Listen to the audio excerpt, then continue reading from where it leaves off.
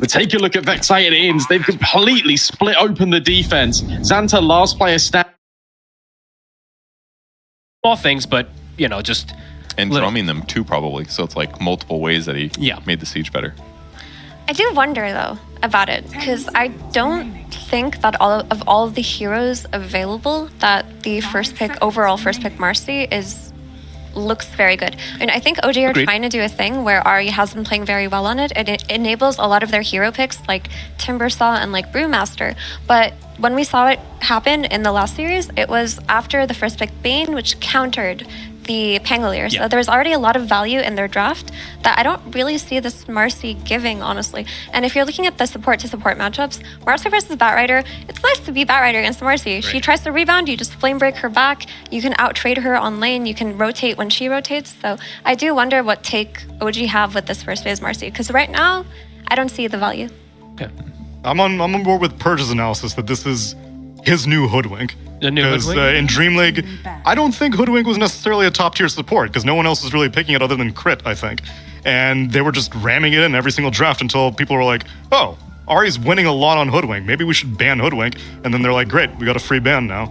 Mine is just interesting because like now we've seen the 2 games before from OG where they've done 10 seconds not just, you know, the Bane slam down pick, but they did a Magnus too, where it's the same kind of concept where is this the absolute best pick on paper, right? It's not on paper, but for them, they have an idea that they want to build off it, so... But I would prefer to be that. You know. The cool thing about that Magnus, though, is that it forced the Rubik pick by Extreme Gaming when they don't necessarily like to play that hero on Xingqiu anyway. It's not how they've been playing or winning. And by forcing the Rubik pick, you weaken the enemy offlane, which is what they were trying to do. It was a very interesting draft approach. Here, I don't really see the same thing. I think they're just trying to experiment with their Marcy and see how far they can take it. Okay. That's what it looks like right now. And I always like teams that take this position where they pick they open something a little weird. It becomes essentially difficult to prep against for the enemy team. It's not necessarily something they practice. Like, hey, what if they pick some other random hero for Ari and they open with it every game? They don't run those situations. Whereas on the other side, Tundra Esports, they open Bat. Okay, that's kind of expected. That means OG should have more prep against what they do in these draft opportunities, especially when they open a Marcy. Yeah, I mean, they gave Tundra their brew, though, right? We were talking about Toby and his brew and how good it's looked. And OG have looked good on their brew as well, but they opted to just not take it here. So now you have to find an offlane pairing, potentially something like a Timbersaw, that can take advantage of Marcy's roam potential by being self-sustaining after a few levels. Which you could be put away from doing that Timbersaw because there's that bat always, so... Yeah, they're going to go just for their carry. Is there a possibility that they do 5 Marcy instead and have Seb play it, or do you think it's definitely Ari? Because obviously sidekick on Morphling is great. It's like free Morbid Mask at the start of the game if you could put 1 skill point into it. I think that you need a bit more levels of sidekick for it to be valuable, because usually, like that level 1 of sidekick, you lose potential as a lane support. If you're getting it level 1 to help with CSing and sustain, you don't have dispose, you don't have rebound to help secure any kind of range creeps or give that move speed or potentially disengage. So I would still like to see it on Ari. I think experimenting with it as a roamer and a hero enabler later on makes the most sense. But I like OG's approach of stealing the Morphling from Tundra. Yeah, I think it's super nice versus, honestly, that lane. Sure, you're going to be playing into a natural vessel builder, but whatever. You're going to be going for your own build, your Manta, your Vlads, etc. if you want to do that, so.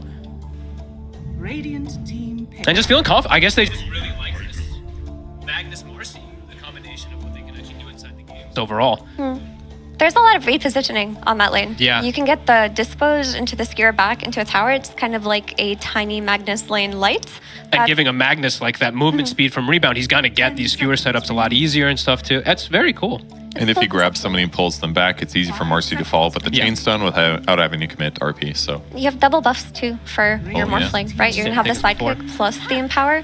But on the other side, Tundra, we haven't talked about their draft. They follow up with the Zeus ET.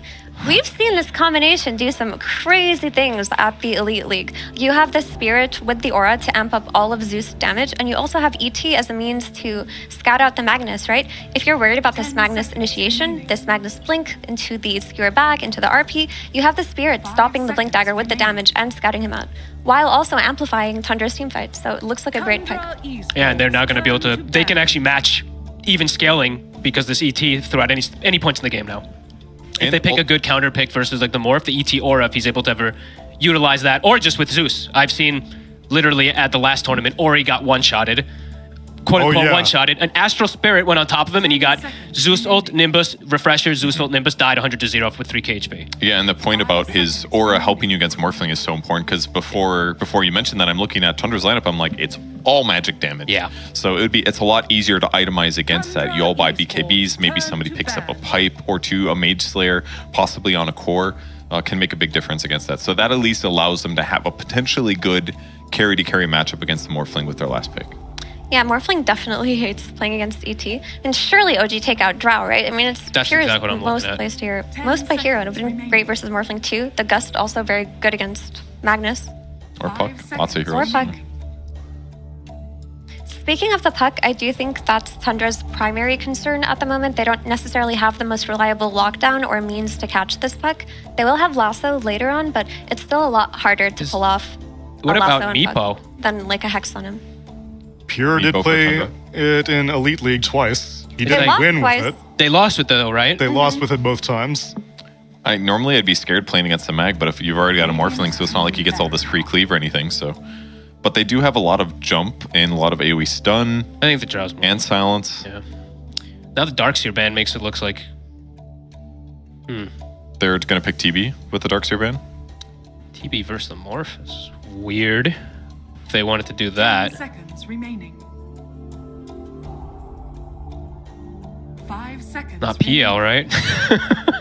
I still think you go for that Drow. I mean, if OG gives it yeah, to you on a of silver course. platter, you eat that up. Maybe they're trying to mind game them with the Darkseer ban, right? Because just like the Darkseer ban maybe makes them think like, oh, maybe they won't go for the Drow. Or a Dusa, maybe. That, yeah. Maybe better than Terrorblade. I love Drow.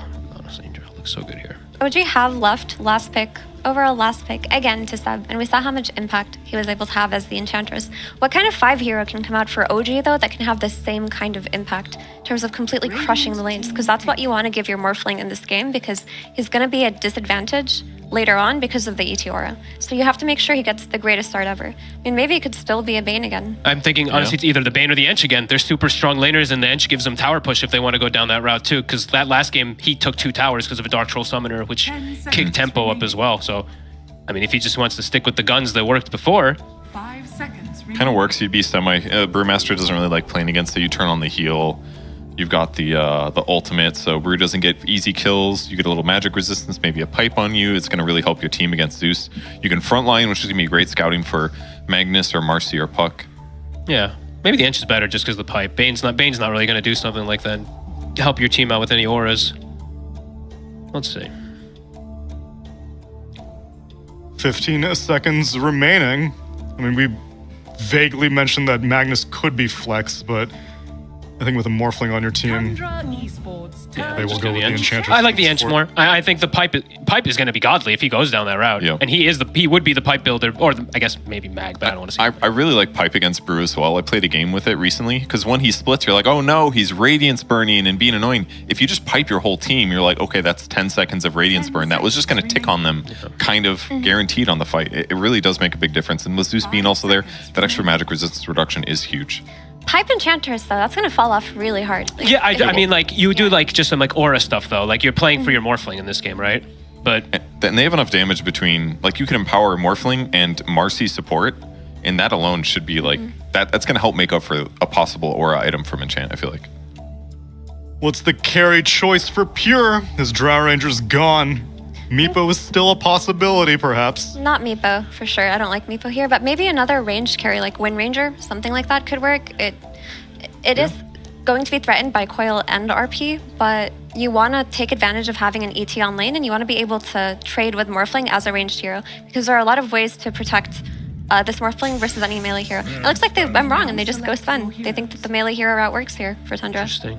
Well, if they stun Morphling and ET's nearby, the Sven is going to be the best hero for just instantly killing it. It's going to be a huge amount of damage. He's going to be able to protect his team with physical, with Warcry, and he just does all the physical damage they might need. So it definitely, if they get a disable setup with Lasso and Pure jumps on like BZM, they can kill those heroes really fast.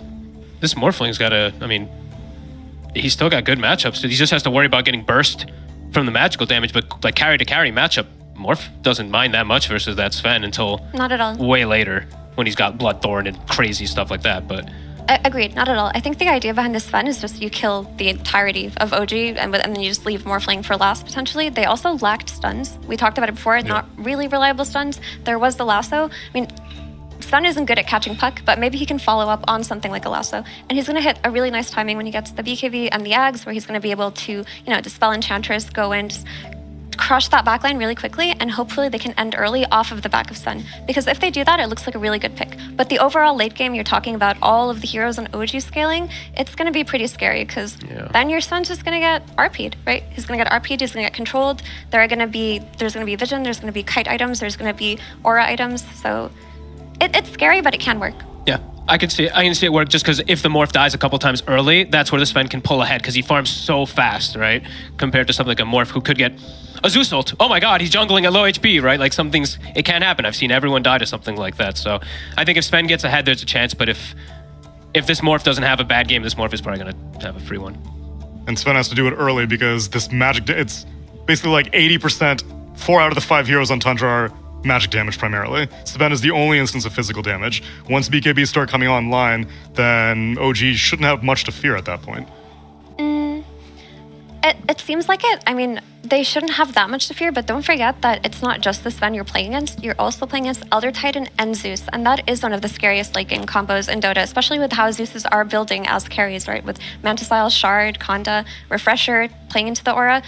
If the BKBs go down on OG, get down to the lowest duration, then there's still a counterplay from Tundra from their other combination in the game. Well, it's two teams coming hot off a 2-0 victory so far in this group stage. Let's see which one's going to get their third win in our game number 1 with Sunsfan and Cinderin. Welcome, everybody, to OG versus Tundra here, the ESL 1 Birmingham. Sunsfan here with Cinder Meister. Greetings. Hello. Hello. Hello, everybody, and welcome. How are you? I'm good. I'm warmed up. I've just been, I've been paneling 2 good games that we just saw OG absolutely crush Extreme, I think is fair to say, especially in the second game. So curious to see if they can keep that momentum going after their first serious performance of the day. Tundra, no strangers to winning, though. They took a 2-0 against Gaming Gladiators. So some of the big names off to a bad start in this tournament so far. Curious to see who's going to draw the longest draw in this one. I feel like the lineups are very different in style, as the panel talked about with pacing and with matchups. Zeus is gaining a lot of popularity, and you're running that together with Elder Titan for a massive magic damage burst combo against Morph. I think that is going to be the name of the game, and Sven will be farming a lot. Yep, as always, Seb, you might get first blooded here. Finally, we'll go down to Mr. Who was that? Was that a split? That was the fastest tip I've seen. That was a split of first blood. Oh, it was Seb we killed. Tip him. I mean, these players have very fast reactions when it comes to tipping Cinderin, as you know. All right, there's one. Pure is a little bit slower today, but it's okay. He also tipped the wrong player. So, bit of a mistake. Well, D-Ward coming out from Thompson will give him a nice head start in the mid lane, almost level 1. Almost half a level ahead of the puck from this, just getting the first blood experience plus D-Ward. That's a good start, but most importantly, do you know the name of that character that is spray painted on? Yes. What is it? It is Cursebird. No, it's Skriok. I know it's Skriok, but it's boring to give you the correct answer. It's the coolest name in Dota now. Okay. Lots of Smurfs are naming themselves that, I hear. Okay. Very important to note that beforehand here. Right. As Ari getting chased off by Whitemon right now. And yeah, both teams 2-0, as you said, in this early group stage. But it's only a couple-day group stage, Cinderin, so each game is going to be very important as opposed to some of the group stages that we've had in the past where it feels like it's been long and drawn out. It's not the case here for Birmingham. Yeah, so you're playing 10 total games, right? Oh, hang on. Pure. In a lot of trouble, but Ari's going to go down first. And it looks like they will get the eventual trade, so Pure does fall. As Whisper also pretty low. Whitemon doing quite a bit of damage, but now just going to walk away, get some last hits in the meantime. So yeah, you're playing a total of 10 games, right? If either team in this one 2-0s and you have 4 wins, that is kind of close to secure a top 4, right? Which is where you don't get knocked out of the tournament. So on day 1, you can essentially secure yourselves getting through stage number 1, which is quite crazy. Up, skewer from Whisper. Yep, he's trying to get away. Echo Stomp, not going to clip, will actually cancel from Whitemon. And it looks like Whisper will be able to get out just fine unless Whitemon finds him in the tree line. He will. 1 right click, make it 2. 1 more will do the job, and indeed, Whitemon finishes off Whisper in style. A nice early advantage here coming the way of Tundra. First blood, they're crushing mid. Thompson with a big lead against BZM, 15-3 against 7-0. Getting all of that advantage out of the first blood experience. Arc lightning. Just relentless here. No vision to finish the job, but yeah, BZM taking a beating like you said. And that first blood really does pay dividends here in the mid lane. That is something that has not really changed in Dota's history. The question is, what kind of support can OG find to help out BZM? I mean, you have the Enchantress. Yeah. But it's a little early, it feels like. It feels difficult to find a kill on Zeus with an End rotation without level 6 on Puck, right? Like, you kind of need that coil to lock people in. Skewer from Whisper, not bad onto Pure. The Whitemon is quite strong to turn around here. And that will be the end of that exchange, so... They're trading punches, but the big winner in the lane probably is still Sven, just sitting on a comfortable CS lead against Magnus. And in comparison to OG's earlier games that we saw today, this is not the laning stage that we saw against Extreme. That generally was going very well for them. This time around, both mid and the enemy safe lane are having a quite good time overall. Yeah, Pure kind of taking a beating here. Has to reposition constantly, missing a few last hits as a result. So Whisper definitely, I mean, he did fall, but it feels like OG are controlling this lane a good amount. As Whisper will finally get nice right click, a rebound into the potential dispose, back into the fray, but the Stormhammer comes through as Pure will just barely get out in time. I'm on strong here. Yeah, he's got a lot of damage go through as Whisper comes in with the skewer, finishes off Pure. And now Whitemon trying to get some residual damage, will get the trade again, but still, your position once Sven dying twice in the laning stage. It's such a heads-up play there from Whisper to go for that turnaround Shockwave Skewer kill onto Sven. It's really well done. Like you said, he does trade, but I think he should be feeling pretty happy about that. He was already going to be forced to skewer defensively against the ET and then have no resources, so I think getting that trade is much better. Toby in trouble bottom, taken out by, okay, a couple of misses. A lot of evasion coming through. Toby, are you still evading? He finally will die, my goodness. They were really trying to give the kill to Tomato. Burning 2-9 class, looks like it'll be a trade, but comes at a heavy cost. I think they missed 2 or 3 Morphling attacks in a row. Yeah, and Seb really wants to give him the kill. Nice skewer here from Whisper will probably lead to the demise of White. Okay, maybe not. Good stomp. He'll get out. Pretty fast now. Looks like he'll get out of dodge just fine. He'll take a blood grenade on his way out. And worth keeping an eye on here is the way these lanes are going. Both teams are playing exceptionally aggressively on their side lanes. Zeus is the perfect wild card to have for this kind of scenario. Thompson's going to hit level 6 in half a wave. If he can get himself either, I guess there's no bounty rune to refill the bottle, so unless somebody TPs in and gives him a refill, it'll be a little bit before he has the resources necessary to offer that coverage in the sides, but I definitely think that they're going to use the Thunder God's Wrath to find a kill, especially in the Sven lane, and stabilize that a little bit, and hopefully buy a bit of space for Whitemon to go and stack. Obviously very important when you're playing with Sven to try to stack both your triangle as well as a camp in the easier accessible top area of the jungle. Skewer again. Whisper really not letting Pure farm. That is really annoying. Rebound will connect.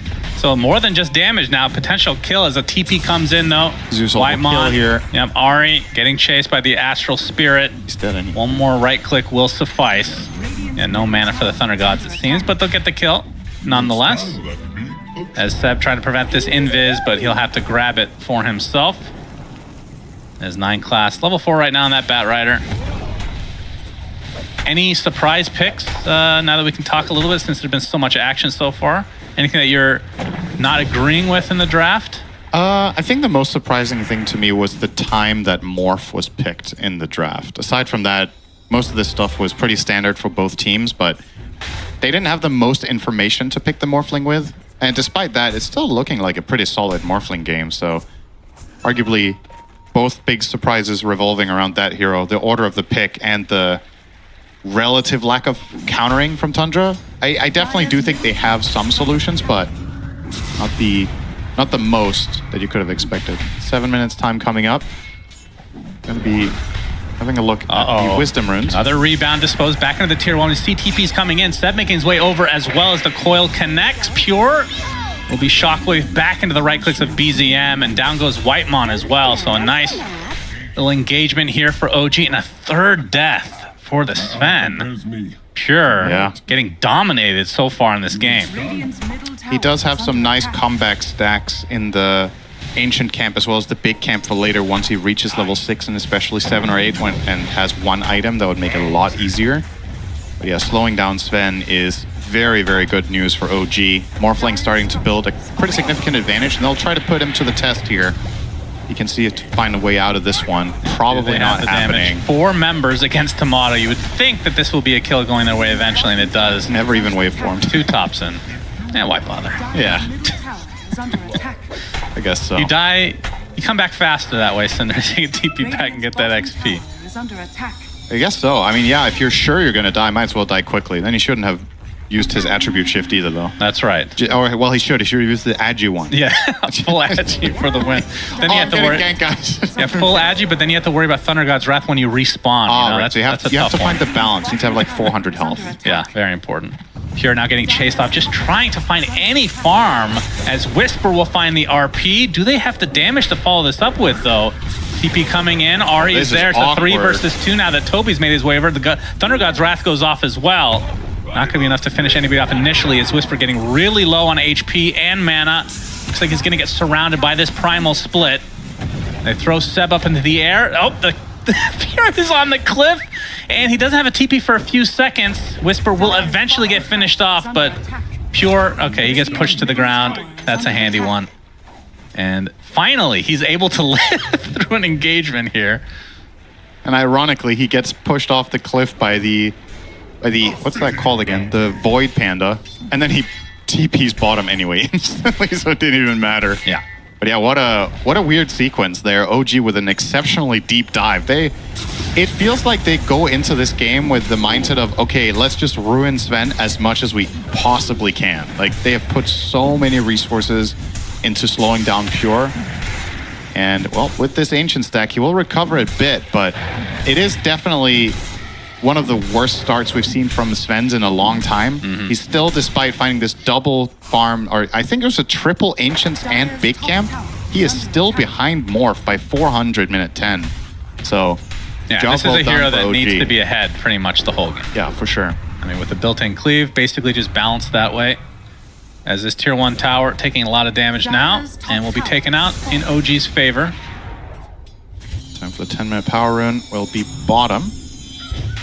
And we'll be going the way of BZM. So we'll be picking up this haste. Have to wait and see if they try to put this to use for maybe a smoke move into Sven's jungle again. Wouldn't put it past them. They've showed their hands so far. Yep, Seb sacrificing himself to the gods just to avoid any further casualties on the side of OG. We'll take a tumble. Your thoughts on Enchantress, by the way, because as of, what was it? Every tournament, I didn't really watch much of the last term, I'll be honest, but the 2 tournaments before that, Enchantress's win rate was atrocious, yet was picked constantly. She was doing so well in the first 15 minutes of basically every game, and then something went wrong and she fell off. Yeah. Basically every time. Well, Seb put on a masterclass last game. I think this time around, the conditions are a lot worse already.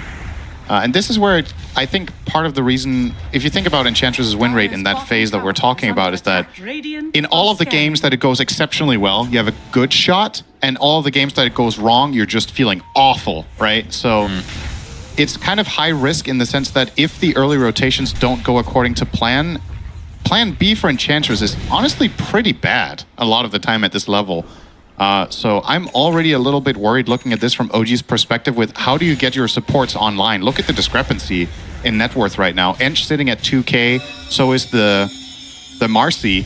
Batrider almost has the same net worth as both of them combined minute 11, sitting at 3.2K there on 9 class. So this is going to start becoming a problem. If Ench doesn't find farm, she's just a ward, right? Walking in, has a creep. She's managed to take the top tier 1, which is good, but it's not... It doesn't cut it. Got to find more than this. Yeah, it does feel like, I mean, I've seen this work out from time to time, but the Marcy-Ench combo, both are kind of greedy. You're having two greedy supports in a way because they both scale. They both want items. They both do a lot of damage if left unattended.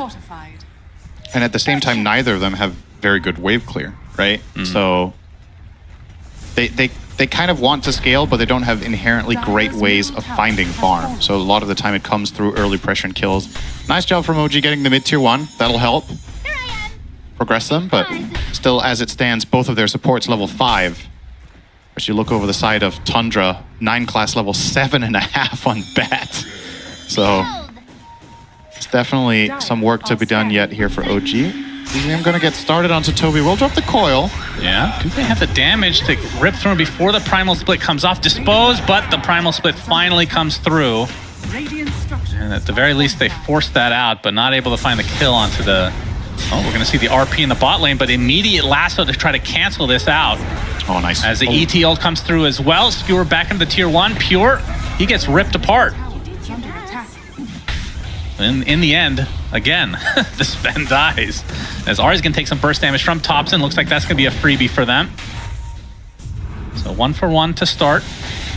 The tier 1 is pretty low, and they'll likely go back for it. Not sure if they're going to find anything more. Although Echo Stomp does hit. Thunderbolt to follow. Flame Break. And they should have the chase. Might take some time, but eventually Bambi dies. So 2 for 1. Still 2 supports for the Sven. Yeah, that's the big thing here is Pure dies once more. And I think the way he's playing the map right now, I think is very uncharacteristic for a lot of general Sven play that we see at this level. The fact that he's down there forcing into this tower at this point instead of just farming triangle, building stacks, and playing safer, he's really trying to put pressure on the map. And I think in this instance, didn't really turn out to be worth it, but he's straight back down there. He doesn't give a crap. This tower apparently really needs to be opened right now. OG will do anything in their power to try to defend it. Seb TPing in with a heal on. Yeah, Pure. He wants to go on for some more. Yeah, Seb, that's the true sacrifice right there. All right, he did not defend the tower. He just gave them an extra little snack there on their way out. That's right. I've had reindeer before. It's delicious. Yep, turned into roadkill there to the Sven bus. Well, I don't think I'd eat roadkill. That's the thing. That's a little different. Pure has different taste. I guess it's different if you are the bus. Oh, okay. You know? Sure. That's a very good analogy. Let's see who gets this Wisdom Rune if they're going to give it to Pure here. Looks like it is the case. Level 12 imminent. And Echo Saber almost complete. And going to be a good timing here for them to build 2 more stacks for him. So still... Oh, nice skewer. And Echo Stomp's not going to go off. Whitemon finished. Ari will take that for himself. And yeah, Tomato right now, top net worth in the game on the Morphling. You can see Pure on this Sven, just desperately trying to catch up in this triangle area. The fact that he's only 1,000 behind is actually shocking to me. I know that he's had some stacks, but it's a lot of deaths. Yeah. It's a quite uncharacteristic just gold distribution in general, right? You have top net worth, he just got overtaken by the Morph, but you had Topson 1, then you had Sven in 5th, and then the next 3 were clearly on the side of Tundra. So, all right, Lasso will find BZM. Echo Stomp to follow. The ET ult, but the phase shift is there. BZM getting some extra move speed thanks to the rebound. Looks like he's fine. Not sure if Tundra... I'd have to look at the replay of that one to see if they could have potentially gotten that kill. That was really close. I think they more or less cast their spells perfectly, actually. I think that was a really good sequence. They just got the stomp off the lasso. Hang on, Toby. Skewer initiation, Waning Rift onto the Brew. Looks like they will kill him off before the split comes out. There's Tomato. It's going to waveform back out as the tier 1 tower will be defended for the time being, as a Blink Dagger now online for BZM.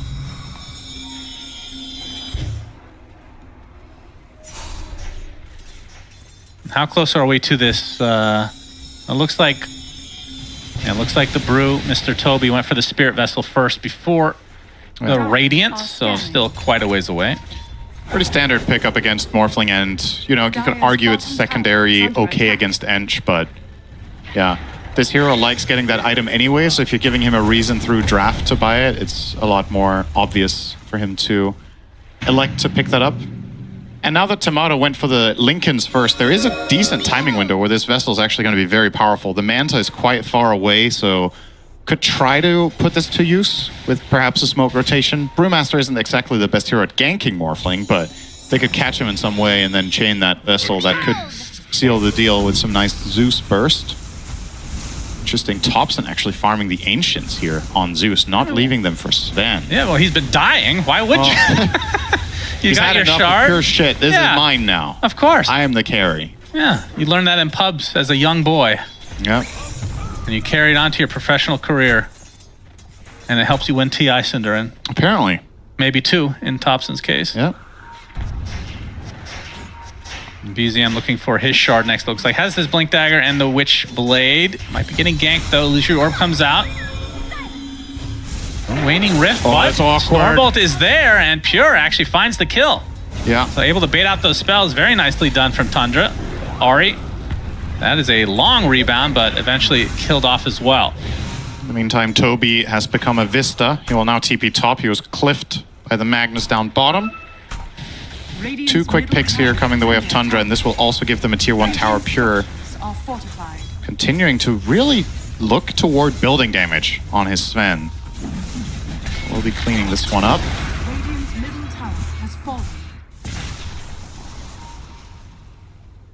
Very, very even game with a lot of... I think both teams are doing a really good job at finding the opportunities that their lineups can.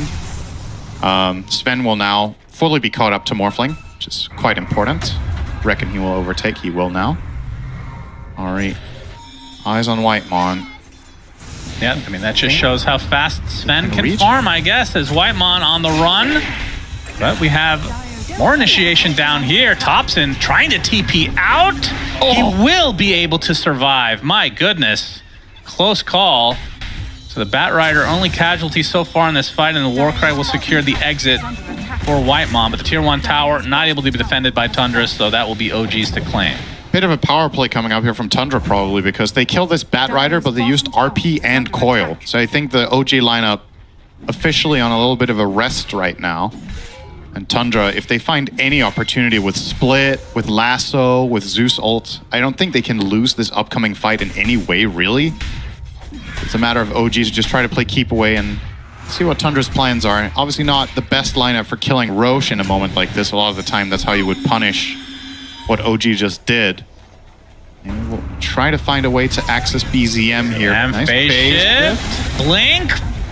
Gets decent safety, but Pure is in the tree line with the Stormhammer again. So another quick death for BZM. That's really going to cost them. It's going to be a tier 1 tower top. And the Tormentor probably. And Tormy about to spawn 8 seconds away. Yeah, that'll be quite nice for Tundra.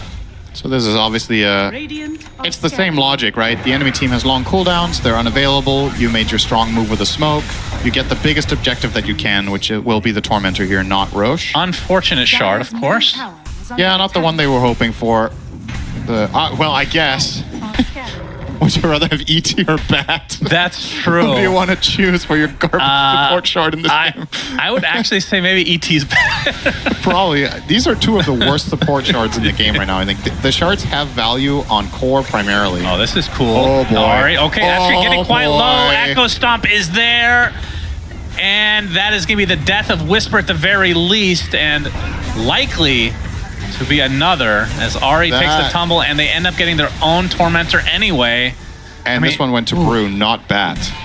Yeah, that's a good dodge from the likes of Tundra. So this is a pretty solid shard. Definitely way better than getting it on either support. As mentioned, both Batrider and ET, it's kind of a core item. But the way you itemize these heroes as supports, it feels like it almost never really comes into play. But the Brewmaster one obviously going to be good all game. But yeah, this was a very high-risk play, and what a great stomp here. Hitting both those heroes slept. The fight is over before it even started. OG also killed themselves to half for them, so it made it very easy. I mean, I like the thought, though, but just not fast enough on the Tormentor. And I mean, that's the beauty of Elder Titan. This is why this hero, despite being out of the meta for a long time, just comes back in these big tournaments. You have the Roshan Pit, now you have the Tormentor. If there's any of these big AoE areas, the Astral Spirit is absurd for vision, for AoE control. As Toby gonna find Seb. You can see Whisper in the tree line. But Pure's going to come in and... this could be a setup. Yeah, RP the stop, is going to hit onto 2. Do they have the follow-up, though? ET ult goes off, not doing too much here. Now Tomato left basically to his own devices, but Pure is separated on the other side. Will pop his newly picked up BKB as Whitemon is finished off by Tomato. BZM anchoring Roche for some reason, who bashes him. That's what he deserves. And the chase is on. And the Stormbolt goes off.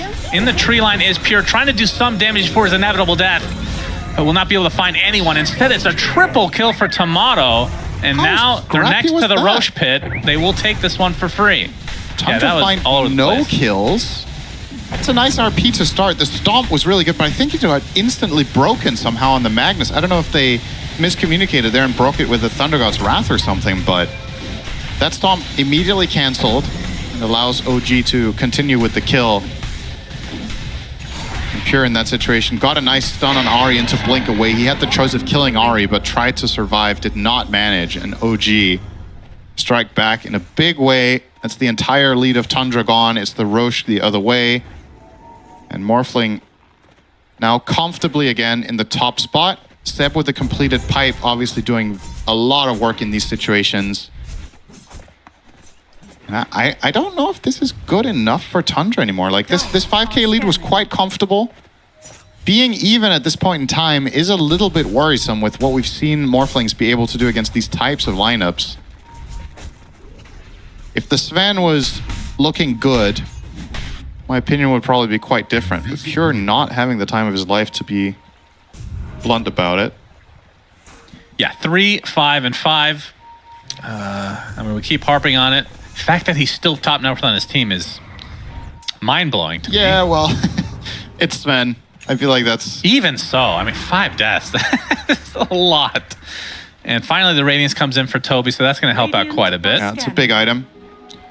Tundra, you could argue they haven't really tried to wait for it. They've just been looking for opportunities whenever they arose, not really focusing so much on item timings, more so about cooldowns on spells from the enemy team. Oh, Pure. He's found out in the tree line. Skewer will cancel the TP. Oh, boy. All he can do is War Cry, and now it's just getting chased. Pops his BKB, but more reinforcements are here for OG. Actually gets the blink off. He's going to live. Might just be fine then.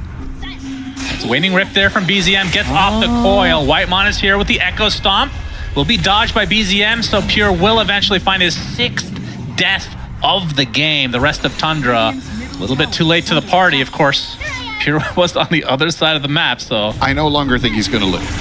Okay, BZM wants to even the odds here, but gets the phase shift off. There's the Whisper RP into the waveform. Skewer to follow. Thompson still pretty damn healthy as the Primal Split's already off. Trying to cleave it down is Whisper. Meanwhile, the dispose onto Whitemon in the tree line. He's going to be the sacrifice for Tundra. So far, 2 for nothing. Toby, is that his last Panda up and running? He has one more. So they get the Earth Panda, but the last one survives. So Toby will be able to get out. Still Aegis intact as BZM. Really ballsy play and ends up paying off there for OG. Yeah, there seems to be there was some clear communication there that he was just trying to bait and give vision for Mac to find an RP, and it worked out beautifully. Very well done. Tomato will be dissuaded from pushing this tower as the safety of the Aegis, so will never be a kill there. However, Lasso. Whisper might. Yeah, has Pure nice flame break to cancel that out. Rebound is there onto Ahri, trying to find somebody, but looks like it's Whisper who's taken up by Pure. Pops that God Strength, getting controlled though as BZM showing himself. Will be a very evasive target for him to go on though, as Thompson getting right-clicked by Tomato. Echo Stomp a little bit too late, and now... Oh, the nice cleave from Pure. He's continuing on as Seb. He's untouchable with that ult. So Pure will have to back away, and BZM and company will now just focus down the Brewmaster. Not able to get to the low ground, so down goes Toby. 3 for 2. Still favor OG. Still Aegis intact. You see the replay there, although we can see Pure actually getting gone on in live action, and he is dead again. Death number 7 for Pure. We're reaching the point where Svens just don't win games with this amount of deaths. Like, what is going on? 7 deaths minute 25 on Sven. Yeah, OG, they just keep finding these moments of opportunity. I feel like one thing that they're doing a really good job at this game is finding vision at a relatively low cost. It's one of the strengths that Enchantress has as a hero when she has Pipe, that she's a pretty difficult kill. So a lot of the time, Seb will just run in front, give vision for his team. If the enemy team goes on him, you find a big RP or a good coil. You free up the Marcy to go in and get a good unleash off. And otherwise, the puck, right? Just blinking in, casting an orb and phase shifting to give information and just allow Whisper some really good conditions to play this Magnus under. So very, very well done by OG. And at this point, this is starting to look like a solid advantage. Numerically, not the biggest deal, 4,000 you could say, but just looking at the draft and especially the distribution of the gold, the Morphling way ahead of the curve now. And the fact that Marcy is poor, I actually don't think matters that much for this game. I think if Ahri at some point gets a BKB, that's good enough. Like, it doesn't have to be 3-slotted or anything. Smoke up from Tundra. They'll try to make their own move now. Pure will push out mid. I feel like this is a quite telegraphed move when the Sven runs across the river and pushes this wave out, but maybe they can still catch them by surprise. OG with a good setup on the ward, though. And the first point of contact would be the Ench, which is kind of the dream for OG in this scenario. All their spells. And Seb is just really trying to find this smoke. Looking for the high five. And he will. Sees one. Yeah, this play's over. Yeah. Call it off. He's spotted now. And even gets the D ward. They're actually sticking they still around. Want to fight. I mean, there's no Aegis any longer, so now they can try to kill off Tomato in one go. Manta's not going to be able to dodge the Storm Hammer. They pop the Lincolns. He's already at half HP. Spirit Vessel applied as well. The Primal Spec continue on, but there's the RP from Whisper. Thunderbolt on top of Tomato along with the lasso, but he's still surviving. Warcry turns into Sven, but finally cleaved down. 2 cores dead for OG.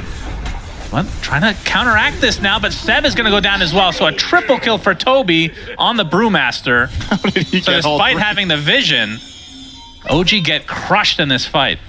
Yeah, this I didn't notice how exactly they broke the Lincolns on the Morphling, but that was a really solid setup of catching Tomato off guard. He felt a little bit too comfortable for what he actually was. They break the Lincolns, they find all of his burst damage, they get the lasso once he escapes. And I think this is the kind of situation where even if you don't kill Morph, you're still winning the fight because he had to use everything defensively. So if you would have forced him out and he would have lived, the teammates would have still had to come into cover and they would have died regardless. But they even get him. This is a wild game. Like, it feels very unpredictable what the next outcome is and who's gonna find the better engagement. Both teams well aware of what was going on, and still Tundra. Yeah, they're still in it. Maybe OG felt surprised because they were like, they must have called this play off, right? We broke their smoke, we de-ward their ward, and then they just still went. Like, how many times do we need to kill this Sven before he's irrelevant? Are we going to see a 10 death, a double-digit Sven death win, Cinder? Is that possible? Not out of the question. 3 away. I'm considering Bloodthorn on Pure here. I mean, it's obviously playing against both Morph and Puck.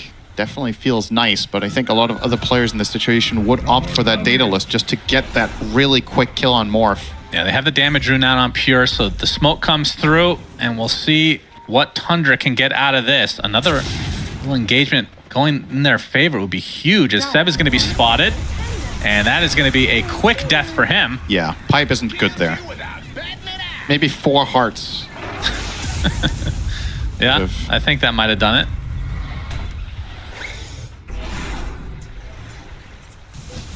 And now we're back to a Tundra equalizing the game.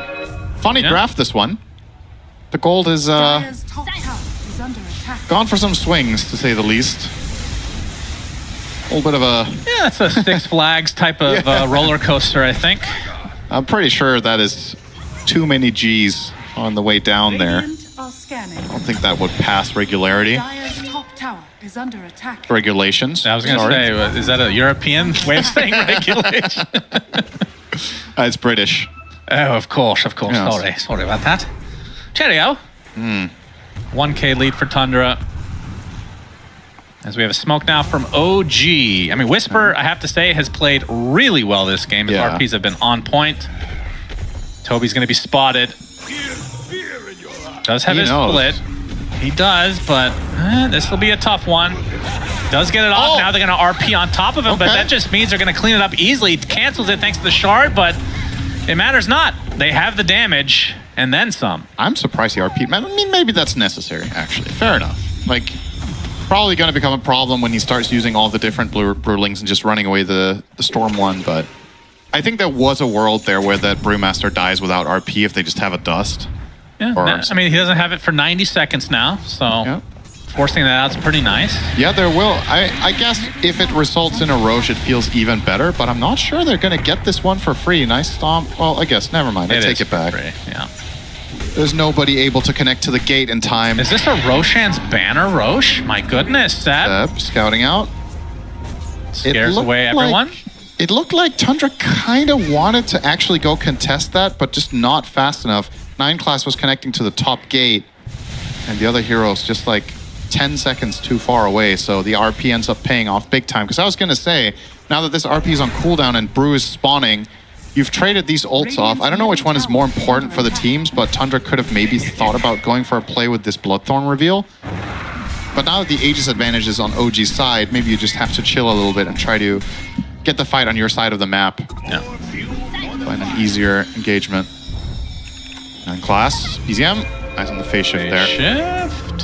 And Blink, he's fine. Has enough for his Ags right now as well. The coil onto Pure, pops the BKB in a retreat. Stormhammer is there onto Tomato, who turns into Sven, of course. Gets off a Stormhammer of his own.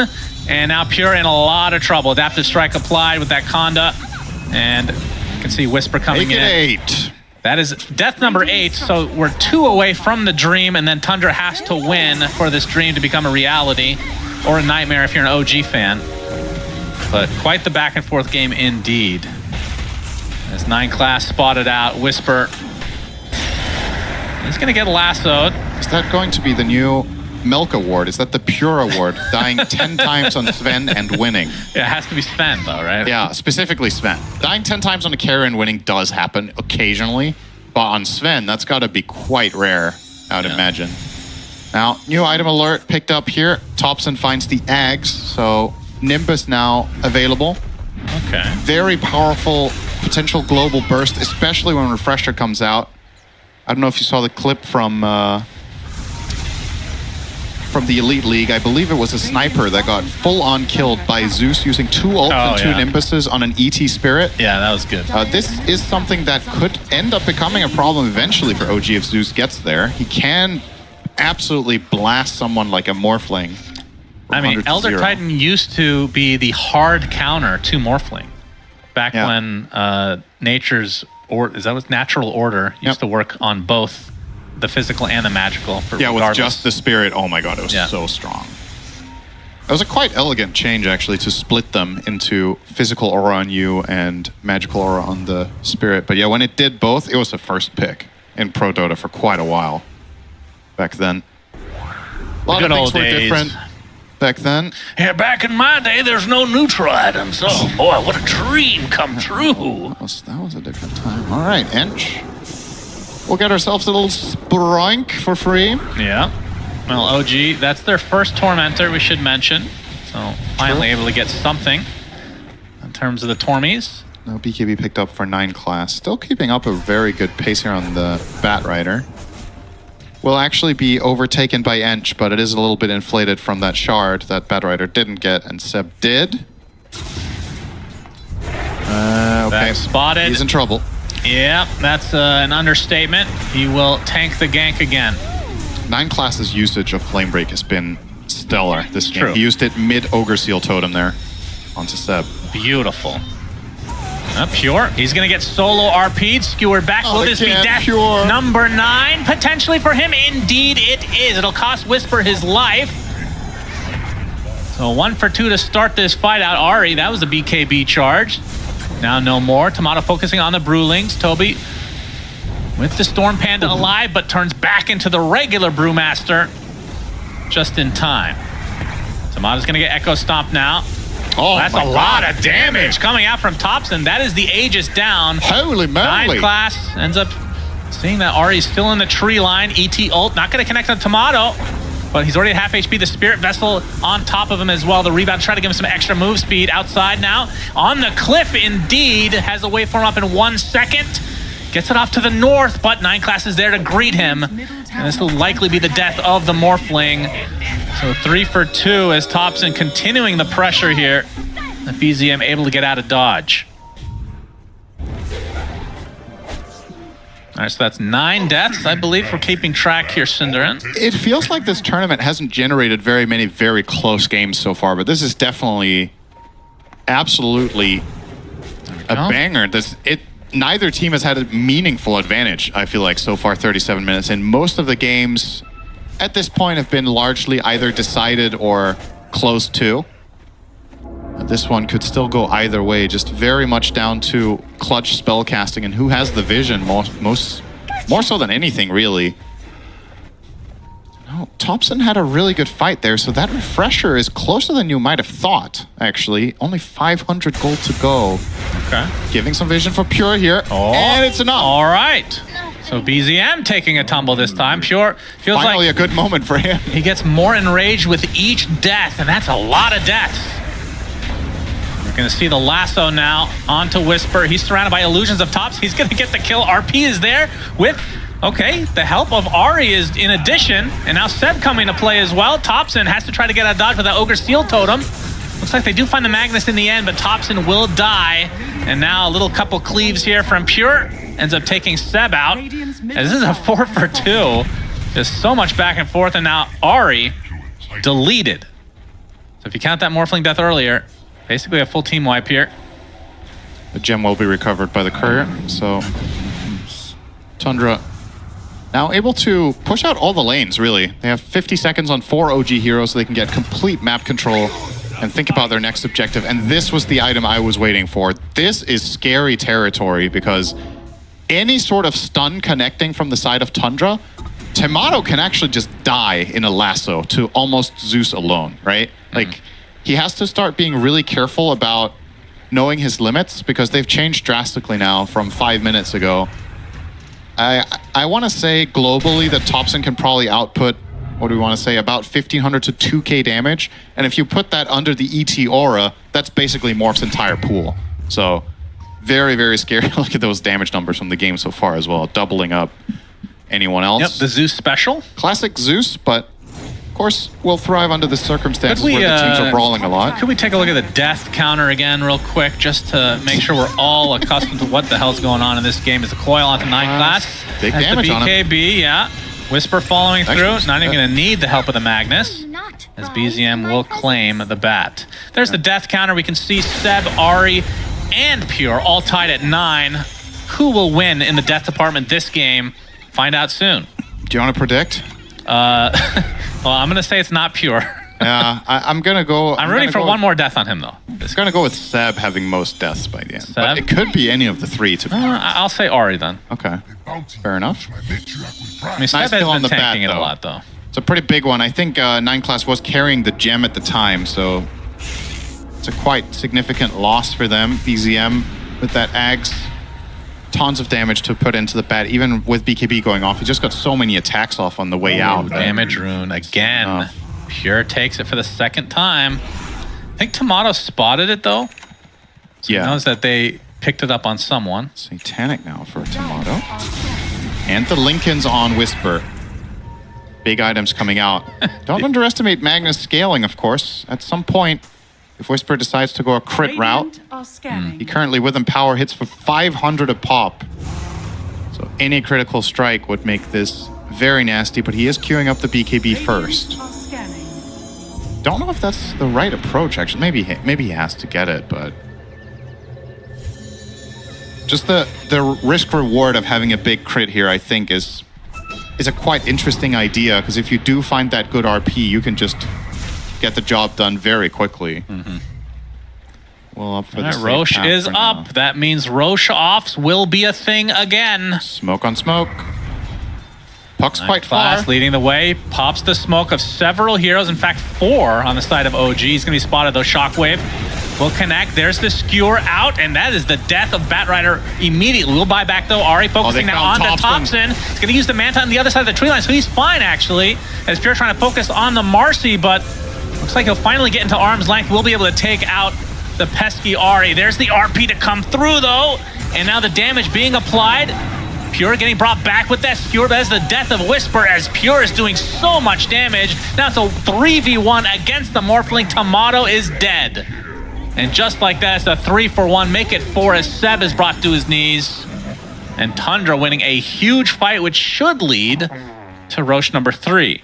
I don't think they can let Topson be this unaccounted for in these fights. It really feels like the difference maker. Topson just gets to sit on the side, outputting ridiculous numbers.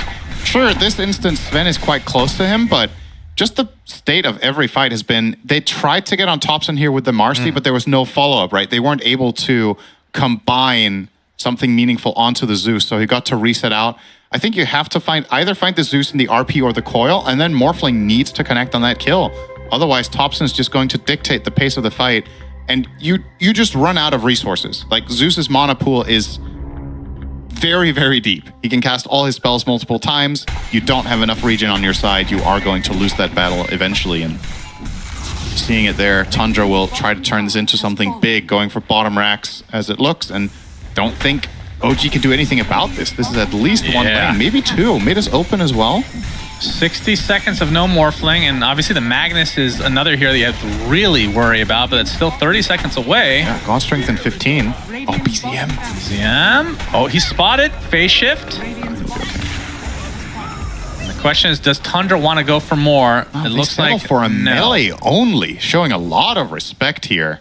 I don't think OG were likely to buy back with 15 seconds on their death timers. I definitely think you could have squeezed for more here, but perhaps that would compromise the Roche position, and this way you get a lane and a guaranteed Roche. So might actually turn out to be the best play. Roche not long for this world. Wonder if the Aegis goes on Pure or Topson. Looks to be Pure. Refresher Shard and Refresher share cooldowns, right? Nope, they did put on Topson. How did they change that? I can't remember. Yeah.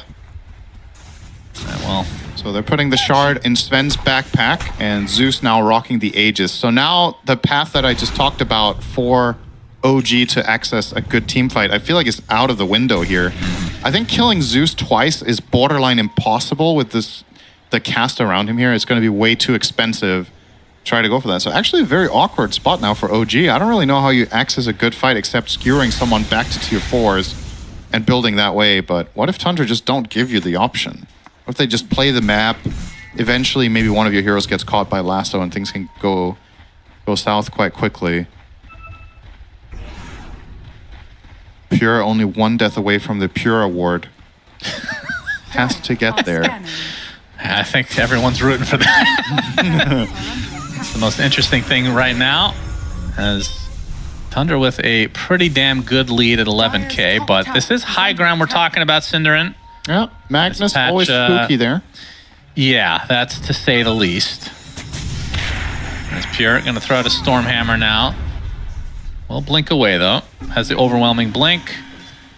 Doesn't have that much more room to grow. Thunder God's Wrath will scout things out. Whisper takes the double Nimbus. Surprise as Seb will get to the low ground, greeted by Topson, who's now out of mana. Understandably so. Seb just being bounced around like a ping pong ball. Will eventually die, surely. And it'll be to right to Topson, I should say. No buybacks on either. Yeah, so 2 dead. 5 versus 3.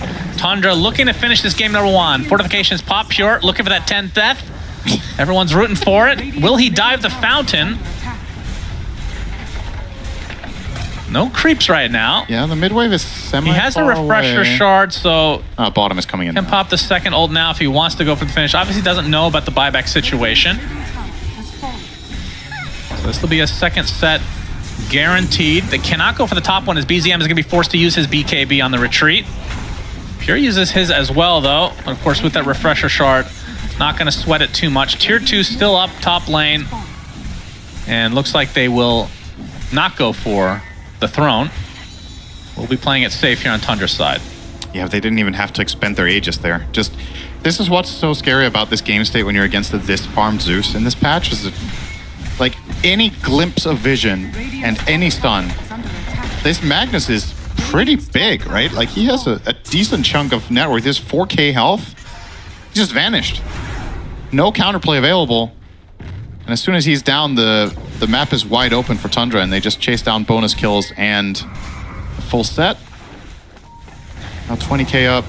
Zeus, still 2 minutes left in the Aegis. They could honestly just look for another forced fight here. I wouldn't put it past them to just look aggressively. Zeusel trying to get some info.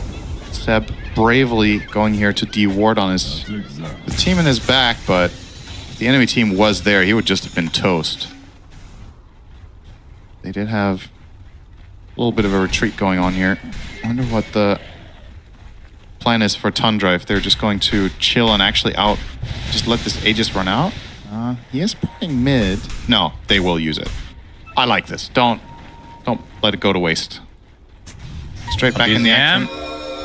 We'll break the smoke.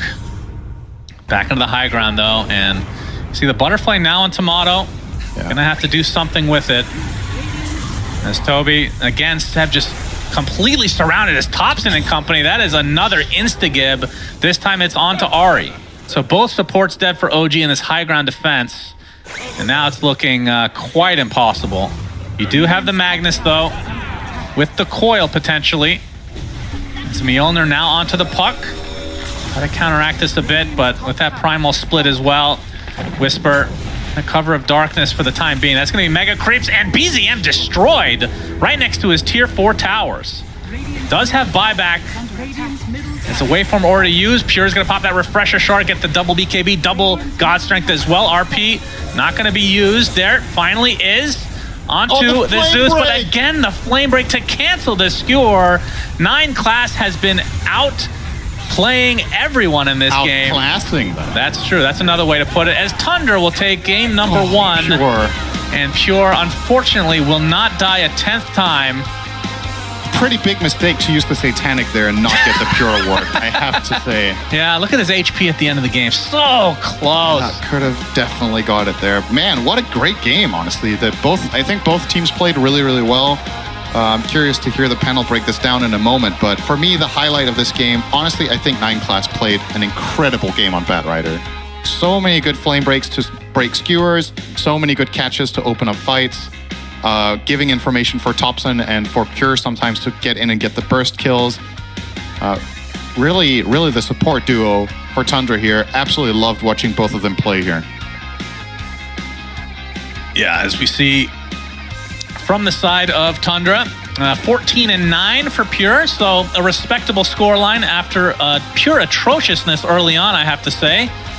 Died, I want to say 5 times in the laning stage alone, right? He got targeted hard. I can't remember the last time I've seen this fan get that wrecked that early, but they came back and won, and he's not going to get the Pure award, unfortunately for all of us. Panel, break it down. Tundra do it with 9 class and Pure does it with 9 deaths. That's Sven performance. That man just kept going into the meat grinder over and over again, but he had focus, determination, will, grit. He did not care how many casualties he was the victim of because he knew, he saw it in his mind's eye, the long game.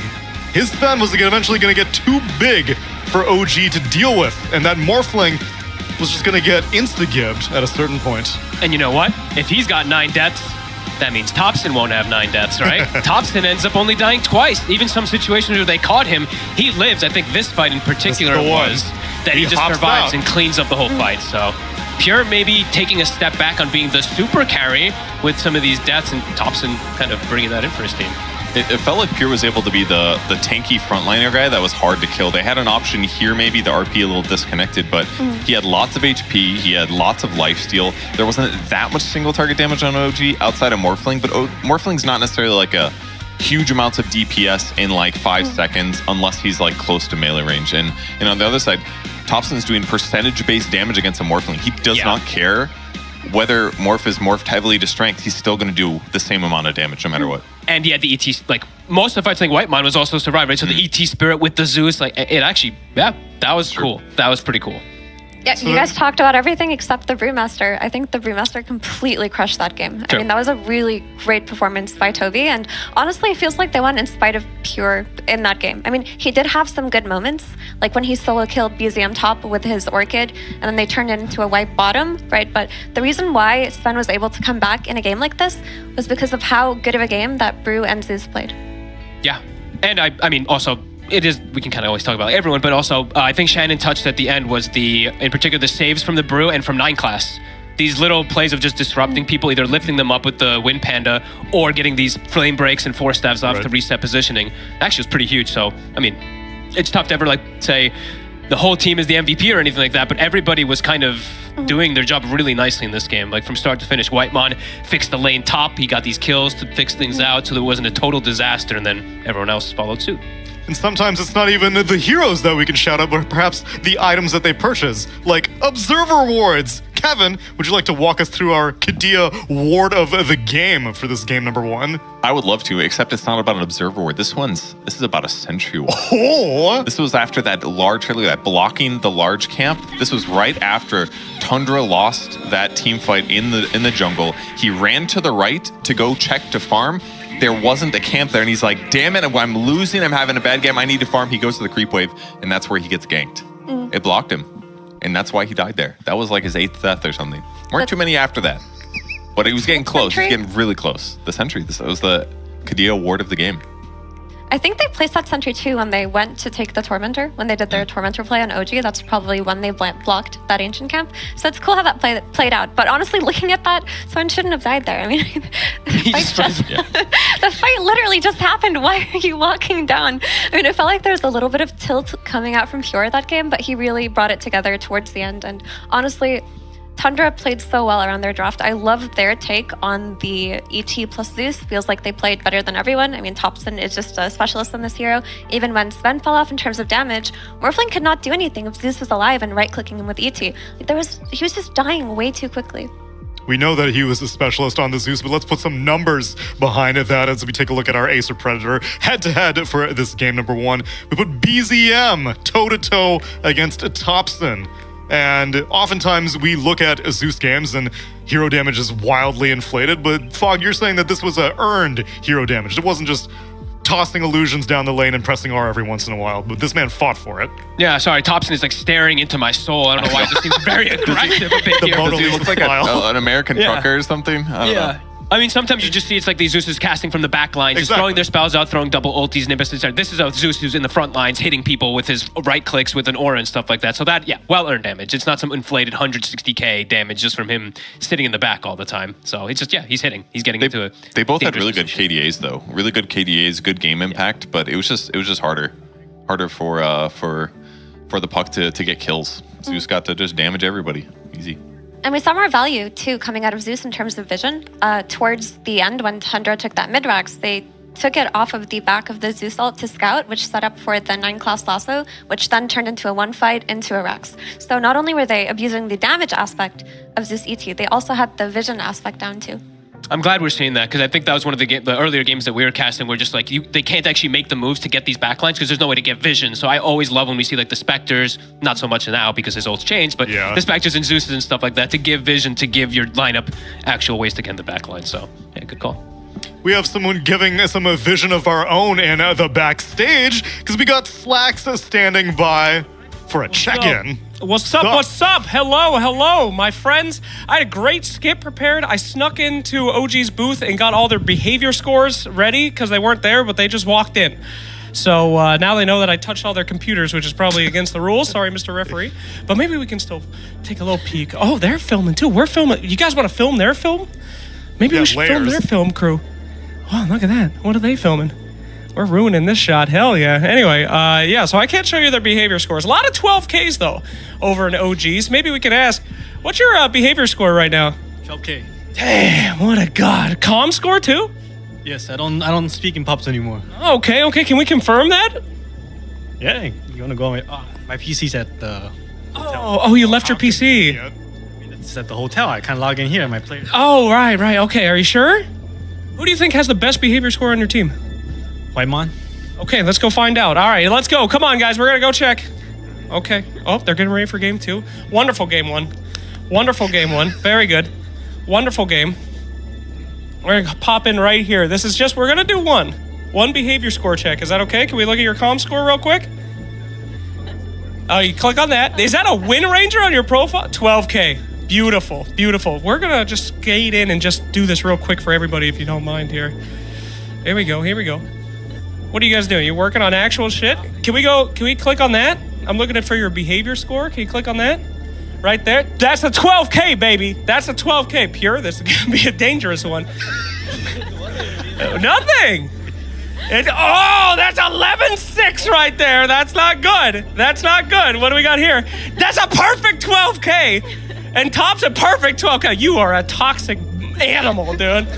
11661. Absolutely shameful. Rank. I'm 94 rank. Trash. I can't. I'm sorry. Well, please work on your toxicity. Love the Jujutsu Kaisen profile picture there. He's a weeb, a toxic weeb. We'll throw it back to you guys at the panel. Very toxic. Nobody's perfect, Slacks. You always gotta look for a room for improvement. And Moonbyander reformed. I vaguely recall that his Han personality was much different than 12K. He just said he doesn't talk anymore in pubs. Yeah, that's right. So he just doesn't open the mic. I mean, that was pretty hypocritical. I know for a fact that Slex's comm score has been dropping again. He learned how to play music through his microphone, and he's lost about 2,000 voice communication score from that. It's funny, but people don't like it. Who's going to have less comm score by the end of this tournament, Jack or Slacks? Oh, Definitely man. Jack. Definitely Jack. Definitely Jack. It's Jack for sure. He was angry. The city was angry that day, my friends. Did you see their names, by the way? Some of them? We had Toby's was Naruto Max Motivational Volume. So we got a bunch of weebs, These guys like their anime. I think we had 2 or 3 different ones. And then we had Tom Riddle, I think, on another one. So some cool Who's things. Tom Riddle? That's bad vibes. I'm calling you out. I think it was 9 class was Tom Riddle. Oh. Bad vibes. Oof, they've cursed themselves for game 2. You'll see. The man who shall not be named, maybe the man who's going to get some more wins, because Tundra are coming off hot of 3 straight wins. They're going to get their 4th? We'll find out after the break.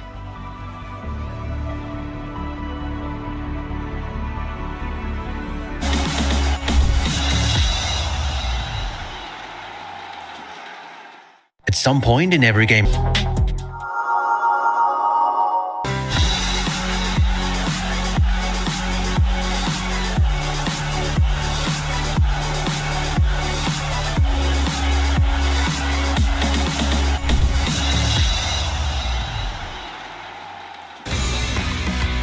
It's time to begin our final game of the night here at ESL 1, Birmingham 2024, day 1 of the group stage. Tundra taking on the illustrious OG and knocking them down a peg as they get their game 1 victory. And perhaps OG need to stop going off the beaten path so much. Because Amira, I know that you were mentioning it, these first picks from OG, they're going all over the place. They're doing some Banes, some Magnuses. This time they bumped Marcy up the list. You expressed skepticism, and seems like maybe this time the Marcy was a little too overeager. And I see what they're doing with the Marcy. I feel like if they can create a first phase hero for themselves, specific to them, then they free up a ban in the first round of bans, which is always going to be valuable. But I think when you're playing against Tundra and almost every team exclusively bans Brew or has a Brew solution versus them, and you use your first phase ban to not steal it for yourselves or develop something other than the Marcy, you might be in danger, because we saw the impact that Toby was able to have in that game. I also think that pairing Marcy with Morphling is just a little bit anti-synergistic. Like, Morphling does love damage and lifesteal, but arguably I feel like Marcy is better paired with carries that don't normally get as much lifesteal. It's like getting a free item, whereas Morphling's already kind of like, I can stay alive by morphing. And if he does morph a lot, the lifesteal is less effective. So I'd almost say that it's just a little bit not as cool as it could have been, even though it was a good Morphling game. Kind of utilizes the movement speed less in the way that some other heroes would too, I guess. Kind of, right? That's true, because he doesn't need it. I can see that, yeah. They are moving up priorities of Whitemon bans. We have ET in the first 4 now, so I mean, he did have a crazy game. That ET popped off, for sure. Yeah. I don't necessarily agree with Marcy and Morphling not being good. I think it's probably one of the best Marcy pairings, just because that lifesteal becomes like a mini Satanic, especially if you go for an alternate form. I think OG had a lot of issues in teamfight execution later on, and also their Ench wasn't scaling. Like, we talked about the pipe build, stopping Ench from scaling, but Ench went all in on buffing the Morphling, right? Went pipe, Vlad's drums, and Force Staff later on. And the Force Staff came as the last item. It didn't even come early. So you don't have this Ench dishing damage in those late game fights, whereas Tundra, all of their heroes were scaling in that game. So maybe the problem was just that Zeus is good enough against all their heroes, and they had to, like, they were trying to protect a Morphling who's taking percentage damage. They bought a pipe to try to protect against the Zeus. Maybe if Zeus just isn't there, Morphling stays like heavily on Agi, and all the lifesteal and the damage just owns. It's a possibility. First phase picks and bans filters through, and if you're going to dedicate all these bans to Whitemon's melee supports, guess who slips through the cracks? Disruptor gets picked up, but OG return in kind and they steal the Brewmaster away. But isn't that like, that's like one of the better heroes versus Brew forever, because it's now even the case where now you used to be able to like, you could put your status resistance, right? For some heroes, you could status resist to be able to avoid how much the silence lasts. Static Storm is just placed on the floor. So I feel like it's still just as good overall versus Brew as it has been in the past, even though Brew's gotten to be a better hero.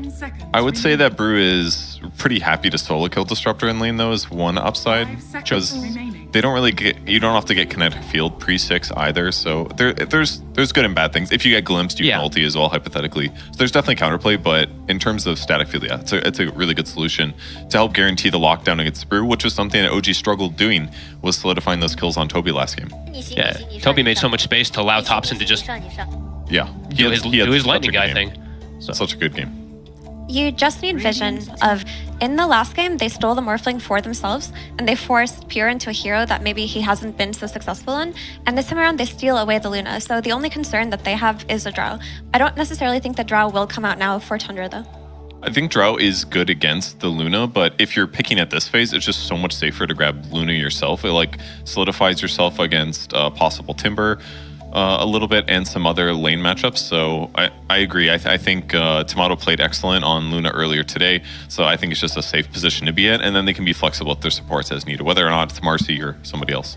I really like Luna with Brew also in general, because Brew's that front line, and also Lunar Blessing goes on the Brewlings. It's great. It feels super nice. You have extra solo kill potential on your Brew because he gets plus 24 damage on everybody. So it's really, really cool. And yeah, Luna needs protection. For sure. So yeah. Look at the Bat.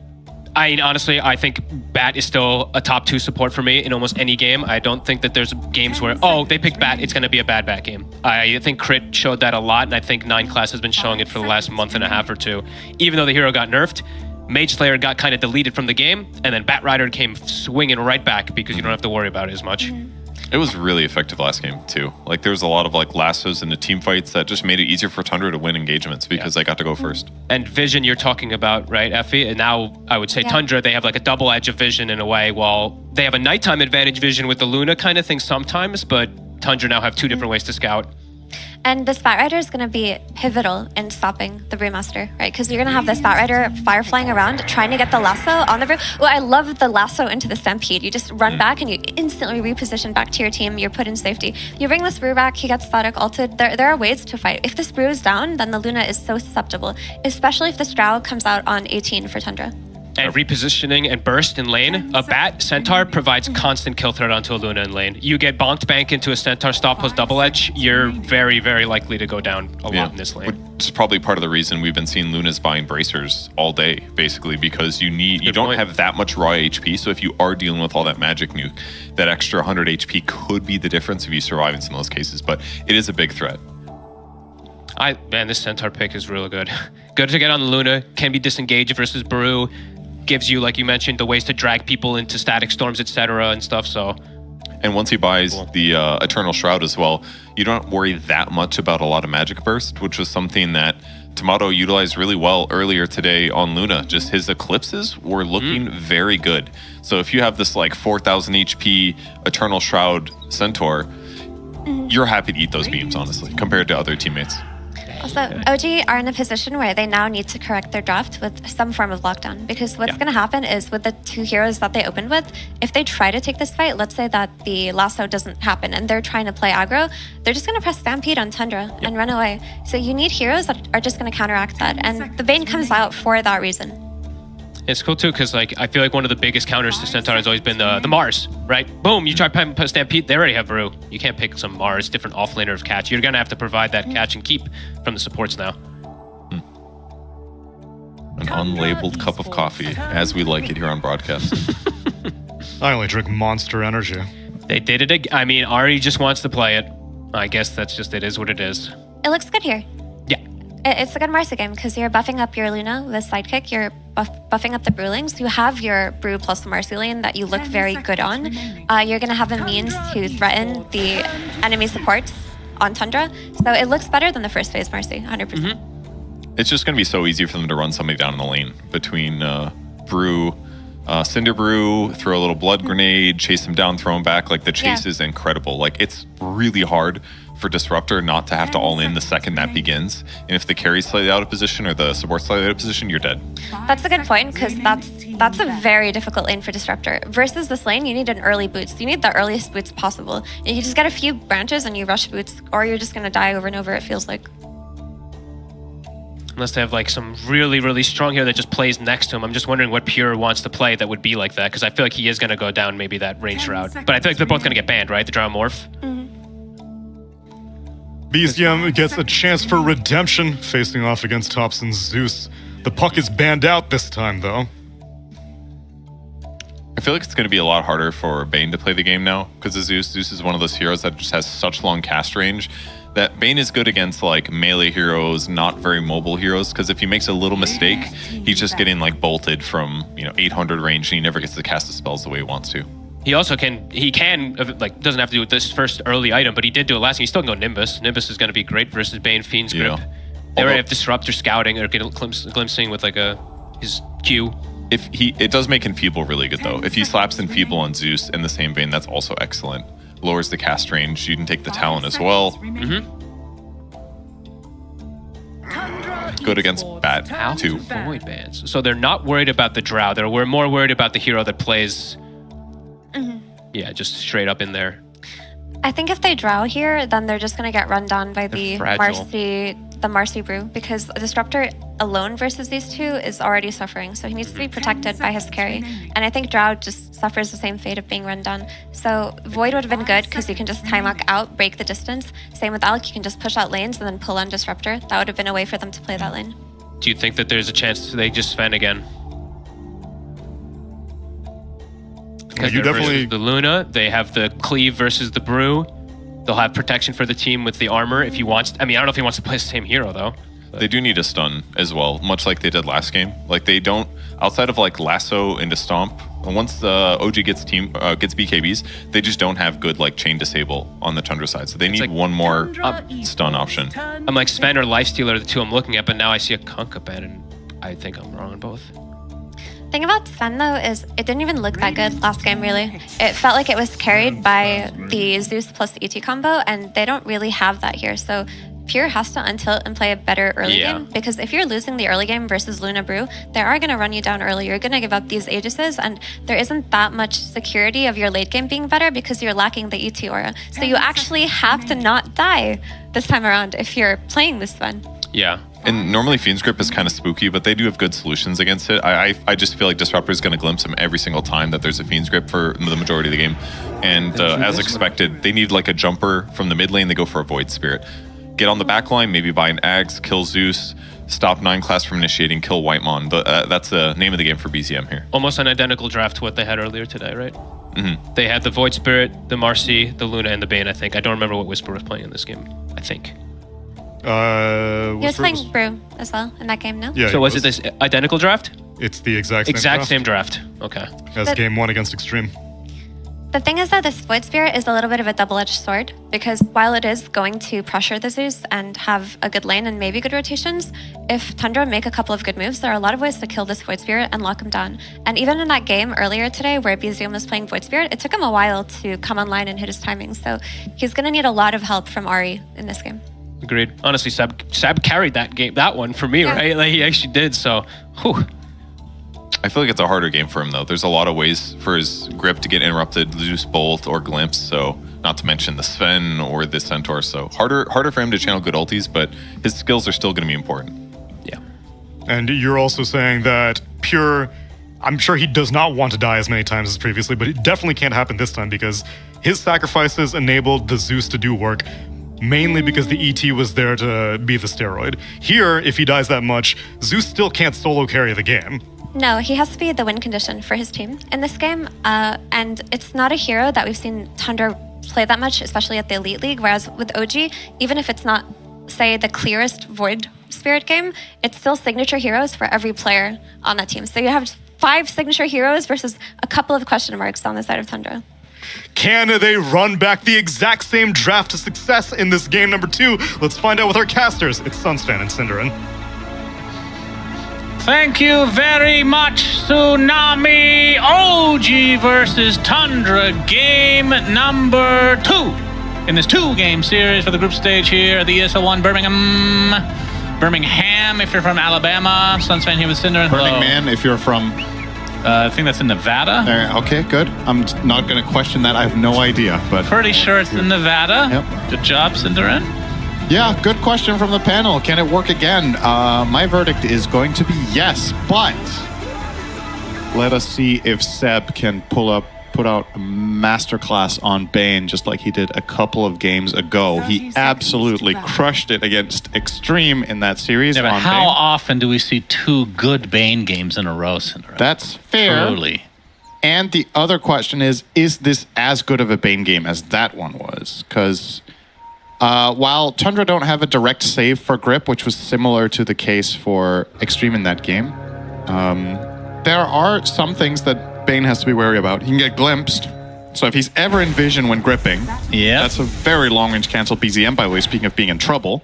He's fine. Yeah. He's very fine. Oh, that sucks, having to skill dissimulate. That's true. Oh, bad. Pure. Death number 1, potentially. Out of 10, we'll see. Seb gets first blood, so good start for the Bane Elemental again. All right. Yeah, they have a lot of cancellations for the grip, like you said. Not just the glimpse. Obviously, you got Lasso and Stormhammer, but Thunderbolt, and then eventual Nimbus, so global cancellation potentially onto... True. Nimbus is extremely good against Bane. That's fair. But we'll see. We'll see. And also, okay, so to look at Tundra's lineup a little bit more, if we consider what worked last game, what happened was eventually they reached a point where the burst damage was just... It was unmanageable for OG. Like, the damage was just too high, too quick. This is similar in nature, right? It was the Sven plus Zeus doing it, and then they had some sort of catch on, in that case, the Batrider. This time they have Batrider and Glimpse and Stomp from Centaur plus Stampede. In some ways, this is an improved lineup from last game in my optic. So, very curious to see if OG's solutions are going to cut it here. Yeah, I mean, Elder Titan was very good last game. That's fair. To be fair, they are missing that one. The Astral Spirit, very powerful. Yeah, that is true. If nothing else, for the Vision, even when it doesn't do much else, the Vision is always important. As Ari going to take some right clicks from Pure. I think he's died less this game than he did last game already at this point. Stormhammer into a couple more right clicks. Ari will fall to Pure. This laning stage is already looking very good for Tundra. Zeus again off to a great start in mid. And keep in mind, sure, BZM didn't die on the Void Spirit, but Dissimulate is a really tough spell to use well in lane. You generally see players skill 1 point on it just for disengagement purposes and maybe sometimes for chasing. But in laning, the damage is so delayed from when you go into the form that it's actually hard to ensure even range creep CS with. And you can see Zeus maximizing. Oh, nice stun from Pure. They're stacking up for him to get some nice poke in here. Whitemon getting maybe a little bit too cocky, running past the brew. Will hurt him on the way out. But yeah, so far so good. Tundra's laning. Looking to have a nice little head start here. And BZM again will be losing the lane CS-wise to Thompson. This time can't blame it on the first blood, Cinderman. But the Dissimulate's almost as bad as dying, honestly. Yeah, what level do you pick that up on? Like 4 or something? I think the last game I saw from BZM on Void Spirit, he went 2-0-4, so he didn't even skill it in lane at all. Okay. I don't... Oh, Whitemon, he gets brought back into the fray. Whisper looking for the right click. He's going to die one way or another. Whitemon will survive, though. And that is very unfortunate for OG. As Ari will be left to his own devices for the time being. So that top lane, definite Tundra favor. Mid lane, definite Tundra favor. Yeah. And then the safe lane here, looks like OG are having a pretty good time. It's pretty even. Luna might be ahead by a few CS, but there's also a wave and a half coming the way of Tundra soon. Yeah, so true. I guess this is a draw right now in the bottom lane. But yeah, this just to finish off on this mid matchup, I think this is a theoretical Zeus win regardless. So if you're already in a favorite matchup and you have a player like Thompson who's known to be very aggressive, you put him in a favorite matchup, you force the enemy to skill something he doesn't want on level 1, you bet Thompson is going to maximize and really try to squeeze everything he can out of it. I honestly think BZM has done quite well here to be 17-2. Yeah, I'm impressed. I thought this was going to go worse for him than it has. I guess the 8th remnant there. As the 4-minute water runes will spawn, and it'll just be 1 for each mid laner. Nice. BZM goes down there, gets a bottle of water. Back to mid. As bot lane, Tomato in a bit of trouble. Blood grenades applied to him right now, and the Firefly continuing to do a lot of damage. We'll get a little heal thanks to the one as Ahri is here, disposes the batter back into the tier 1. So nice turnaround from OG as Toby, well, he's a fat piece of meat, so he's going to be just fine. That was a healing Lotus on Tomato, right? I actually think he might have died. No, it wasn't. Or was? Wait, did Ahri TP in and Lotus him? Yeah, I think it was a Lotus from someone else on him. Yeah, okay. He's either that or the stick, which I assume he does not have. I think that was already used. But anyway, good rotation to save him, but of course everything is going to come at a price as top lane now will be completely free for Pure. This is a very easy 2v1 to play as Sven, and I think he will be off to a much faster start than in the previous game. 30 and 10, he has a kill to his name in the lane, and I think Whitemon will have a lot of freedom to go and stack camps in the jungle. I would love to see him not hang around up here too much, just accept, or rather just let Pure do his thing. I think this lane plays itself now, and really focus on maximizing stacking there. Triangle stacks have not been started just yet by the bat. I feel like last game 9 class was already at it at this point, but surely they will be coming sometime soon. It was definitely more necessary last game. Yeah, that's true. With as many deaths as Pure was having. Seb will TP back to the bot lane.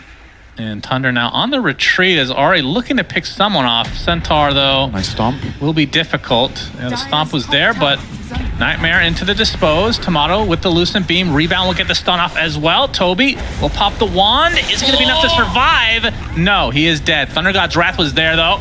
That'll be used to turn around onto Tomato, so at the very least, Tundra get some sort of trade. 9 class getting all the XP for that. As Whisper taken out by Pure in the top lane.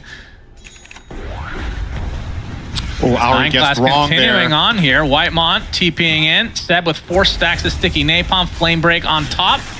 Thunderstrike doing a decent amount of damage as well as 9 class finally woken up. Now Toby coming in. Trying to get something out of this as 9 class trying to survive, but the brain sap will be enough from Seb as Toby hoof stomp into the double edge onto Tomato. Here comes Thompson as well. Toby gets disposed back. He will fall. Ahri's going to be down as Tomato looking for potentially second death in just a few seconds here. But Thompson now has to retreat. Very low HP, very low mana. As Whitemon trying to retreat into the path of no resistance. Nightmare will keep him in place though. And eventually will be taken out in tow. So Seb with a mega kill streak as BZM makes his way over, trying to finish off Thompson. That's not going to happen. Tomato, another Lucent Beam. Pure, looks like he picked up the Wisdom Rune. Whisper's going to be very upset about that. And dispose from Ahri. Pure's just getting kited now. Rebound not going to connect. Which side of the map are we watching? I don't know, because nothing's happening apparently. I want to say this was really good for OG, but it's hard to kind of factor in all the variables and what happened there. But they trade Wisdom Runes. One goes to BZM, one goes to Pure. I think getting the one on BZM is going to be really helpful, getting more levels on him. Oh, Whisper, careful, buddy. And I guess the overall trade bottom OG favorite in terms of the number of kills. So slight win for them, I want to say. Whisper gets the 6. Yep, there's the primal split. Pure, he is completely surrounded by baby pandas. Oh, he doesn't have a point in Warcry either. I feel like this is more than enough damage. Indeed it is. Whisper taking out Pure in a 1v1. That will bring him back in terms of the levels. Yeah, Pure was doing too well. Now up to 2 deaths. Yeah, Pure good. Been very aggressive these last 2 games as Thompson makes his way over. Uses the ult and gets the eventual trade onto Whisper as Astro Step from BZM onto 9 class, using that Firefly to get to the low ground. This is a 3v1. If they just have vision, they'll take him out. And it's going to be a little bit of a delay, but Ahri will claim it. This has been two of my favorite minutes of Dota that I've watched in the last year, I think. Just all over the place. Tons of awkward moments. Just very entertaining, though. And OG get another kill there onto 9 class. Now, still, the net worth looking extremely healthy for 2 of the cores on the side of Tundra, especially the Zeus, who is pulling far ahead of everybody else. But OG are keeping it competitive, especially the solo kill on Sven here. Very important. Gets Whisper up to level 7.5. Gets him a good chunk of gold, which he might need because he might just die again, back to back. Yep. Flame break, and now surrounded. Whisper getting some move speed, but he's going to get some more action from the rest of Tundra, who finish him off. Now BZM has to use an Astral Step to try to get away. Nice Aether Remnant onto Pure, and we'll be able to walk away as a result. And Whitemon opted to glimpse away instead of maybe getting BZM on the way out. But still an overall good result there for Tundra. Thompson on the Zeus. 2 back-to-back games. Massive impact so far in this one as well. And, okay, so we haven't talked too much about the guy on your screens right now, Toby. Well, we don't have time for that. Now we're talking about Seb. Briefly. Seb will be... just dead. Time to talk about Toby. He'll be just dead, yeah. So Toby's going to find his level 6 soon. He is having a much worse game than the Brewmaster in terms of level. The net worth is equal between the two, but 2 full levels ahead on the Brew from especially the kill on Sven. But the reason I'm highlighting this is I think Stampede is actually going to be a massive spell in this game. And they have had to wait on that. It's going to allow the Zeus to freely get away from the Void Spirit a lot of the time. It's going to allow them to potentially disengage from some awkward Brewmaster situations. And just for himself as well, his hero has effectively been a lightning rod, right? There's been like 2 or 3 kills bottom on him. But despite all of that, he is still going to find himself an okay game. We've seen this burst from the Sven and the BZM, Static Storm right on top. Stampede will be used to slow him down, and BZM dies. Nice gank there from Tundra. Yeah, very well done. The Static Storm reveal to major effect. Seb thinking about something up here, but doesn't even have the grip yet, so has to sleep, and then the enemy team can TP in and probably counterplay, so not even going to look for it, just let him farm. But yeah, you consider the Sven Zeus combination from last game and the burst they output, put a Stampede on top and let them run freely and just chase you down, and it gets even worse. Defense being mounted here by OG. Whisper. Oh, that was not a good primal jump. Split in the trees. Thompson's taking the brunt of the damage, and now trying to get away. Flame Break to give him a little bit of space, but BZM makes his way over with the Astral Step. And down goes Thompson now. Yeah, Stampede sure would have been nice there, but as you pointed out, they used it on the kill in the Static Storm, which I think was a complete waste. So, could have definitely been handy in that situation. A nice kill for OG. The biggest one of the game so far. 7,000 net worth on Thompson. What a huge kill. Crazy that he's managed to make this much distance between himself and the field. Yeah, that's true. 4 kills, it is a lot, but still a 2,000 flat advantage over BZM on that Void Spirit. You expect him to go for the same build on Zeus this game? Is there much variation even in this meta? I think pretty much the same, honestly. Yeah, so he's got the Phylactery, now he's going for the Manta. I think it's pretty... It's not a must build every game, but it definitely is the trendy build. Oh, Ari. Oh, Ari, you're no. dead. Tries to deny himself onto the Ogre, but it is not to be. Yep, Thompson says, how are you doing? And moves to bottom lane. God, it's like casting with a cost. Yeah. Shout out to my boy. Boy. I feel like I gotta get in one Lacoste... ism? Yeah, let's call it that. Lacoste-ism every series we cast. Just one... I was gonna say bad joke. That's just insulting. But yeah, bad joke. We'll go with that. Yeah, that's fair. Yeah, or a pun. Just a pun, okay? Sure. One pun a game. Okay. Or a series. I'll They're setting up. Whisper.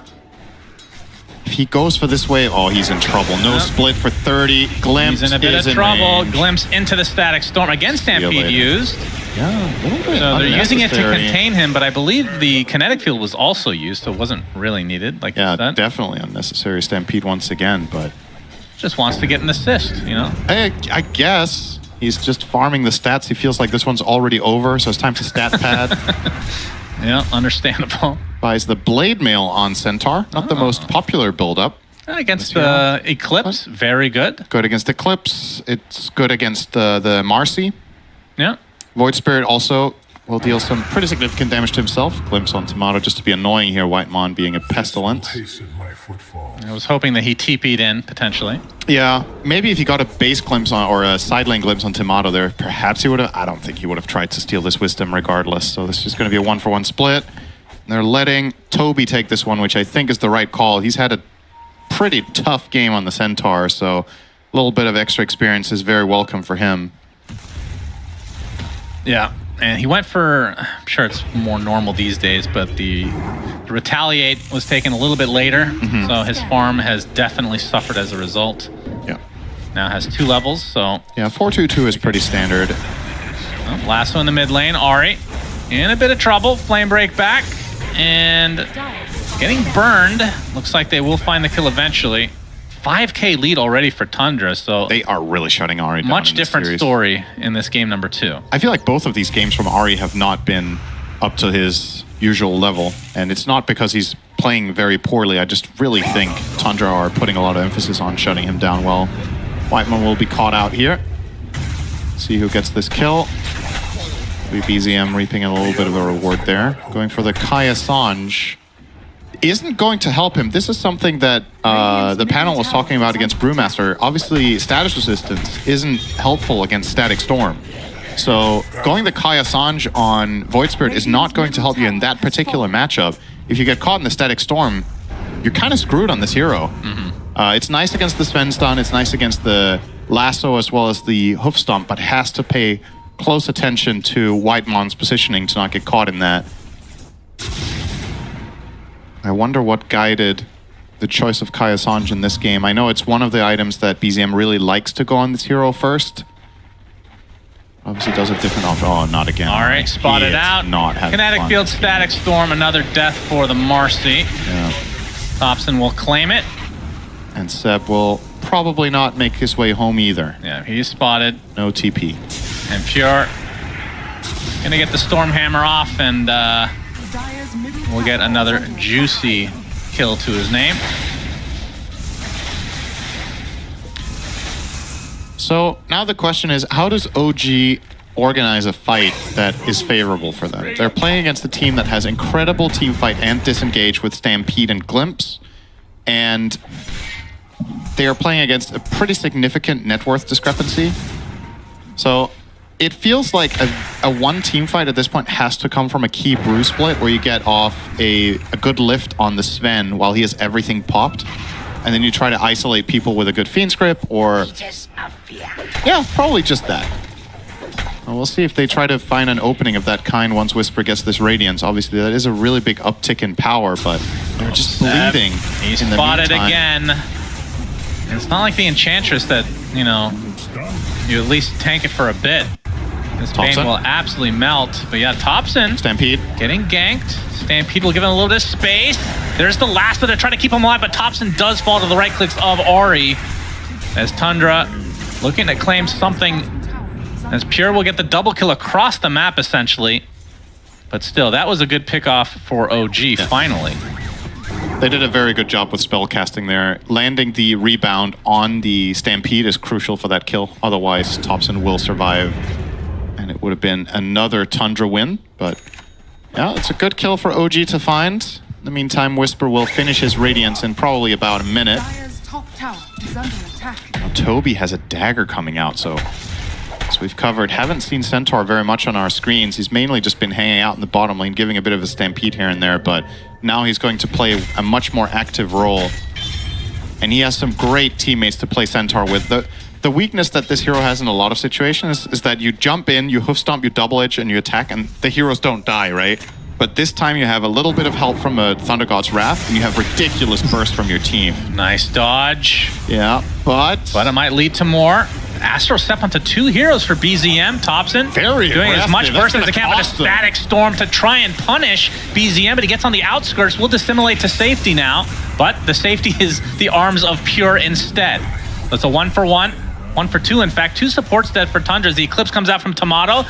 Some good hits onto Thompson, who eventually ticks out. And now OG, you can see the Stampede coming in. Toby gets one last double edge, but dies shortly after Tomato, claiming that for himself as Pure. A very late God Strength is used. Now trying to find Whisper in the tree line. Warcry to give him some extra move speed. Getting Fog of Ward out of control right now. Oh. He canceled the Nightmare from Seth? I think it was Radiance. Ah, yeah. That is he unfortunate. Off now. So when Seb checks his inventory, he's like, wasn't me, buddy. Wasn't me. Yeah, unfortunate. If that Radiance is off, Seb doesn't die, I think. But still, OG, they swing back. This time around, they got a good bruise split off. They got the angle, and they got the initiation. And this time, they chased down and killed Thompson early. So a lot of what we saw in game number 1 was Thompson freely playing the outskirts of the fights, but this time around, obviously, this is the aftermath, and Zeus is already dead. 9 class for once doesn't get much off on the Batrider.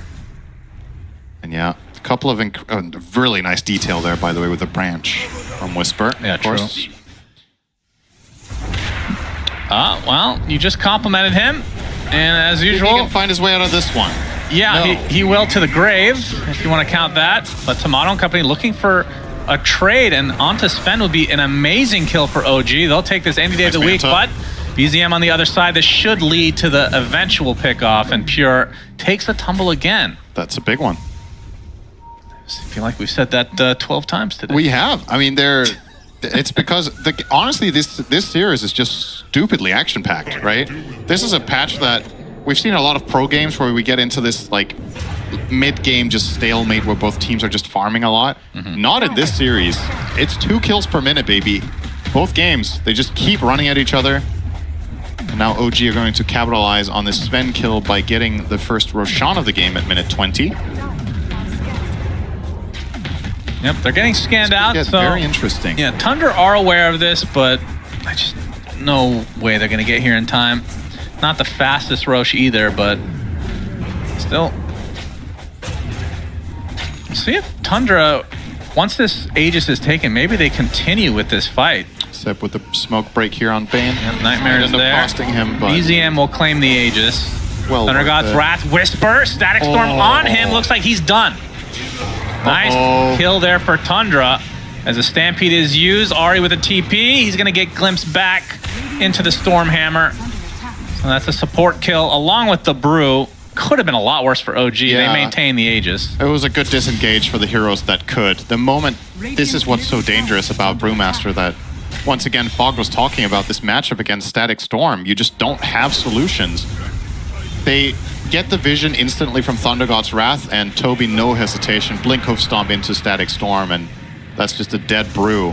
He's going to have to itemize against this specifically, it feels like. What do you need to get, like an Eon disc? BKB, potentially, would be another solution. Then you have to worry about the Ags isn't eventually. even necessarily a solution, right? Because the Static Storm actually lasts long enough that the disc can expire, and then Sven kills you in 2 hits. So it's tricky, good glimpse, but Dissimulate, we'll counter it, but the hoof stomp from Toby into the double edge. Oh, wow. Stormhammer in the retreat, though. Yeah, I thought Tundra were going to take this fight. Tundra, ooh. Seb does find the Centaur mid-TP, so Fiend's Grip will be successful. That was a very clean disengage call. You could very much tell that they were, all right, we're getting the hell out of here. We'll sack Toby on the way out. This is probably going to be a bottom tier 1. I don't think Tundra have a way of connecting on this with their current resources and with a dead Centaur. Luna will grab this tower. Light Collector, Syndra. Oh. Is that worth mentioning now? That they nerfed it? Not as much anymore, but it was probably the best neutral item last patch. It's a good meme. Radiant structures we love that. Fortified. All right, Ags on Pure. Yeah. So Superman enabled. As Thompson's going to be spotted. Nightmare under his tier 1. Pure, though, with the Warcry. Seb takes a flame break. Going to get some rebound action, though. Have the Ags yet. And Ari, he's going to get gone on. The lasso will be his ultimate demise. Whisper popping his primal split. See how much he focuses on this tier 1 tower. None at all, in fact. So it looks like a wasted primal split entirely. He's in trouble now. He's going to get glimpsed if they can keep vision. Or just die. Yep, the Earth Panda in a lot of trouble, but he's got the backup of his team. And Nightmare onto the Sven. Uh-oh, BZM had to. Oh, very quick on the Astral Step away out of Dissimulate. If they could have somehow kept vision for just a moment and get the glimpse, he's dead. He's been reserving Dissimulate for glimpse the entire game. And Yeah, just any slip up there. That would have been 2 deaths because he has the Aegis too. They could have absolutely taken them out twice, but was quick on his fingers to get away afterwards, and as a result also saves the Brewmaster, who could have otherwise been glimpsed out of form. Tormentor number 1 for OG here. Luna with the shard, very effective at this, and Seb, very good one. Will get himself a little AoE action for Brain Sap, yeah. Not the best, but... Well, let's be real. That used to be the Ags. Yeah, that also wasn't the best when it was the Ags. But it's so much cheaper. And that is true. This is even cheaper than buying Shard because you get it for free, you see? But yeah, he's struggling a bit this game compared to the first series today, where he dominated.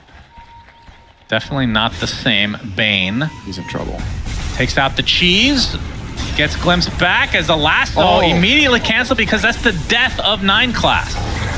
Thunderbolt is there from Topson to finish off Seb. Eclipse on top of Pure inside the Static Storm, popping the BKB and the Warcry, trying to get away, uses his Stormhammer on the creeps to get away. Beautifully done.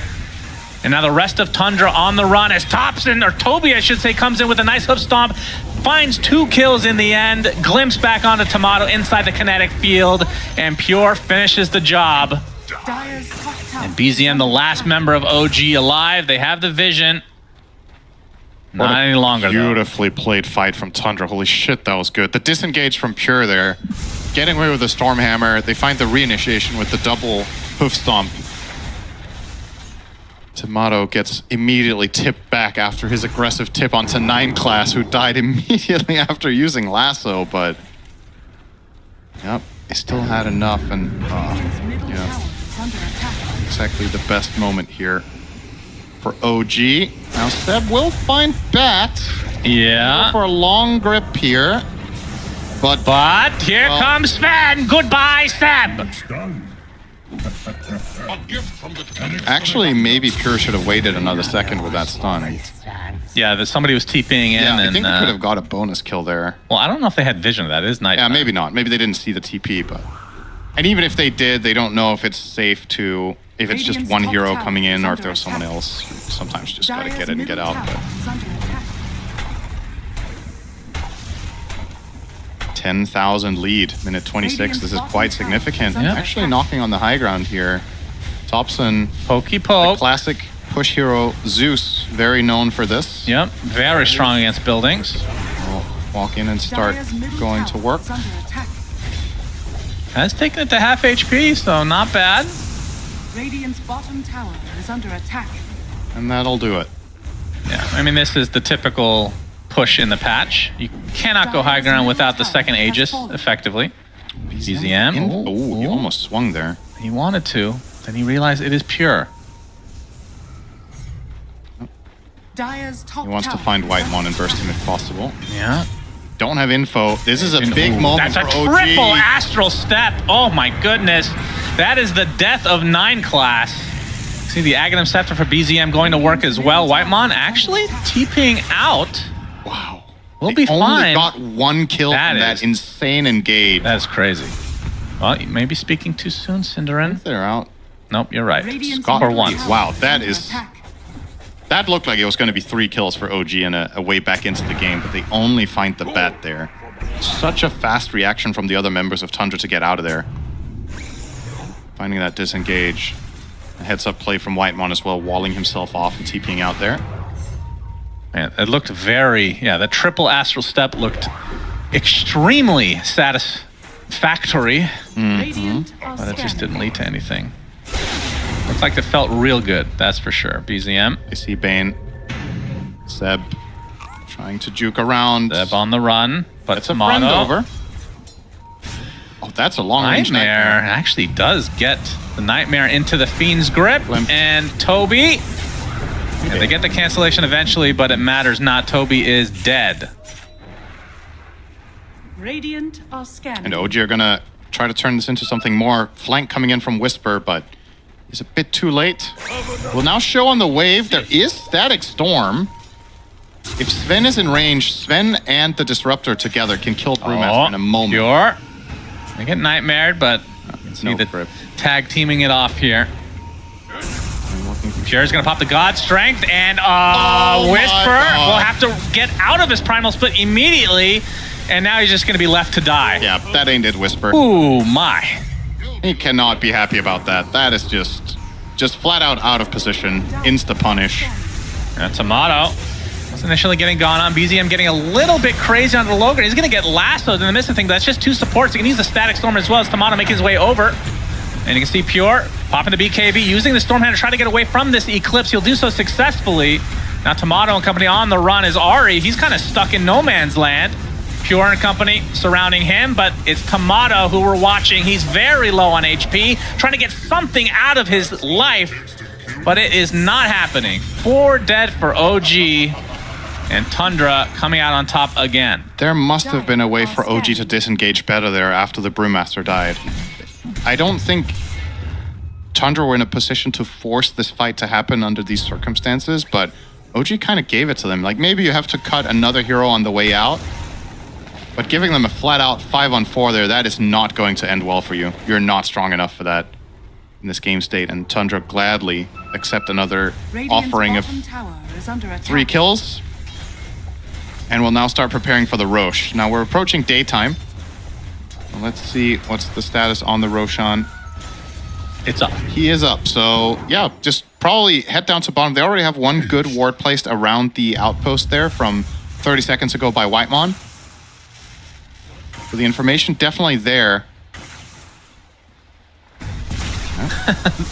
That Thunder Strike sure does last a long time with that shard. Yep. I have to say. Very annoying to deal with. Did he actually buy that? He might have. This shard is good. And it's real good. They've buffed it a lot over time. Yeah. I mean, I don't know if they got a Tormentor this game, did they? Or is that stolen from OG? I don't remember. Glimpse. Tomato's fine. Or is he? Lasso. Okay, lasso initiation. Tomato's in a lot of trouble. Pure with the BKB. He's going to get gripped, though. Has the God Strength up, but that's the death of Sven. Nice turnaround from OG as Toby on the backline getting gone on by Tomato is going to use the Eclipse to try to finish him off, and he does so. 3 dead for Tundra, and you can see Mr. Thompson lifted in the air and brought down. Absolute punishment coming out from OG. All right, forget everything Tundra did the last 10 minutes to build the lead. It's gone. That's right. 4 kills in a row. And OG largely get that for free because Tomato was very quick to BKB the lasso. Just heads up, fast play. If this BKB, look to the bottom left here, 9 class, that was very close to not go off. But because it does, Tomato can stand his ground here with the lifesteal. And the grip from Seb lasts just long enough. That fight is just over. 11k lead now down to 3. All of that down the drain, but OG did not go for Rosh yet. I think they'll still be in time, but a little bit hesitant to go for this, or maybe just didn't consider that it would be an option, but yeah, I think they'll still be okay. It's enough time, even with the roar. Yeah, and I think this will effectively even the game up. And, oh boy, that is a graph and a half. Yep, Roshan's banner, yep. That is a swing of about 20% win expectancy, 30 actually, in 1 minute. That's what happens when you try to get close to their buildings without agent. Why do you even try? Well, to be fair, that was not high ground. They were not even looking at a tower. They were close to the building. They were in earshot of it. They could see it over the horizon. That's not allowed in this patch. You must have Aegis. Thompson. Are they going to last with Tomato again? Yes, they will. They will. This, of course, would be the Aegis if they find it. Hoof Stomp, double edge, down goes Aegis. Can they disengage? Do they want to disengage? Whisper with the BKB. No Primal Split as of now, though. Still 4 seconds away. And Pure in the trees. BZM gets a nice Aether Remnant onto Thompson. Pure has to pop his BKB, but there's the grip. Instantly canceled, though, as Tomato continuing on, doing a lot of damage, but the Stormhammer onto the Pandas on the other side, but Pure is not going to be able to get away this time. 80 seconds on the deck. Ari will die to the double edge from Toby. You can see Tundra very low on HP now, all disengaging. Thompson on the run. Glimpse, BZM will be successful. And Toby with the hoof stomp, but You have to think that he will eventually be found here by OG. So a 3-for-1, but if you count the Aegis, I mean, it still wasn't great for Tundra, but at the very least, your Zeus lives. I think the important thing in all of this is the Luna versus Sven matchup is quite tempo-based. Like, there's moments in the game where Sven really overpowers you, but I think Luna has weathered the storm here and is now, as long as she gets BKB and her glaives off, she can stand her ground now, especially with Satanic running. I don't think Pure can kill her anymore. So, yeah, and I assume Butterfly is going to be next, which Sven's going to have a real issue with. So Tundra need to start finding a different approach to the fights than going on Luna. 9 Class has really been trying to get Tomato in these fights, but I think it's the wrong approach. I think you want to try to find, especially the Bane, just get Seb out of the game. These 3-second Fiend scripts that he's getting off on Sven are really ruining fights for them. So I think Bane would be a great target. Ooh. Of course, if you can catch Brew and kill him, that's great, but it's a lot harder with the BKB against Static Storm complete. He has Ags, so it's going to be harder to cancel this now. Yeah. It's My basically... God, how does he get this gold? He suddenly got Ags, Lens, and Dagger? This is Dota, Cinderin. All right. These days, Pure had to use his BKB on the retreat. Whisper, though, him go. He's going to get glimpsed, but the BKB comes out, and BZM finds the Sven in the trees. 9 Class not going to be able to help. So again, Pure takes a tumble. 80 seconds without the buyback. This is a Luna lineup. OG can get out, absolutely. They get that base tower. Buys a blink again as Static Storm is used pretty successfully. That is going to be the death of, well, yep, Seb does die eventually. Toby gets off the blade mail, but he's taking a beating. And BZM and company able to get that really easily. Thompson and 9 Class, the only 2 survivors for now. And with this building going down, Tomato, they're going to fortify for now, but there's still 2 Siege alive. And this is where OG can really do some damage now. The Glaives will have free reign. This will be a Seterax in the mid lane at the very least. Another fortification comes out, just delaying this. Tier 2s are up for the top and bottom, so it's basically just tier 4 damage, and if they want to try to just force out some buybacks potentially with the throne, but I think they'll just play it safe with that top lane.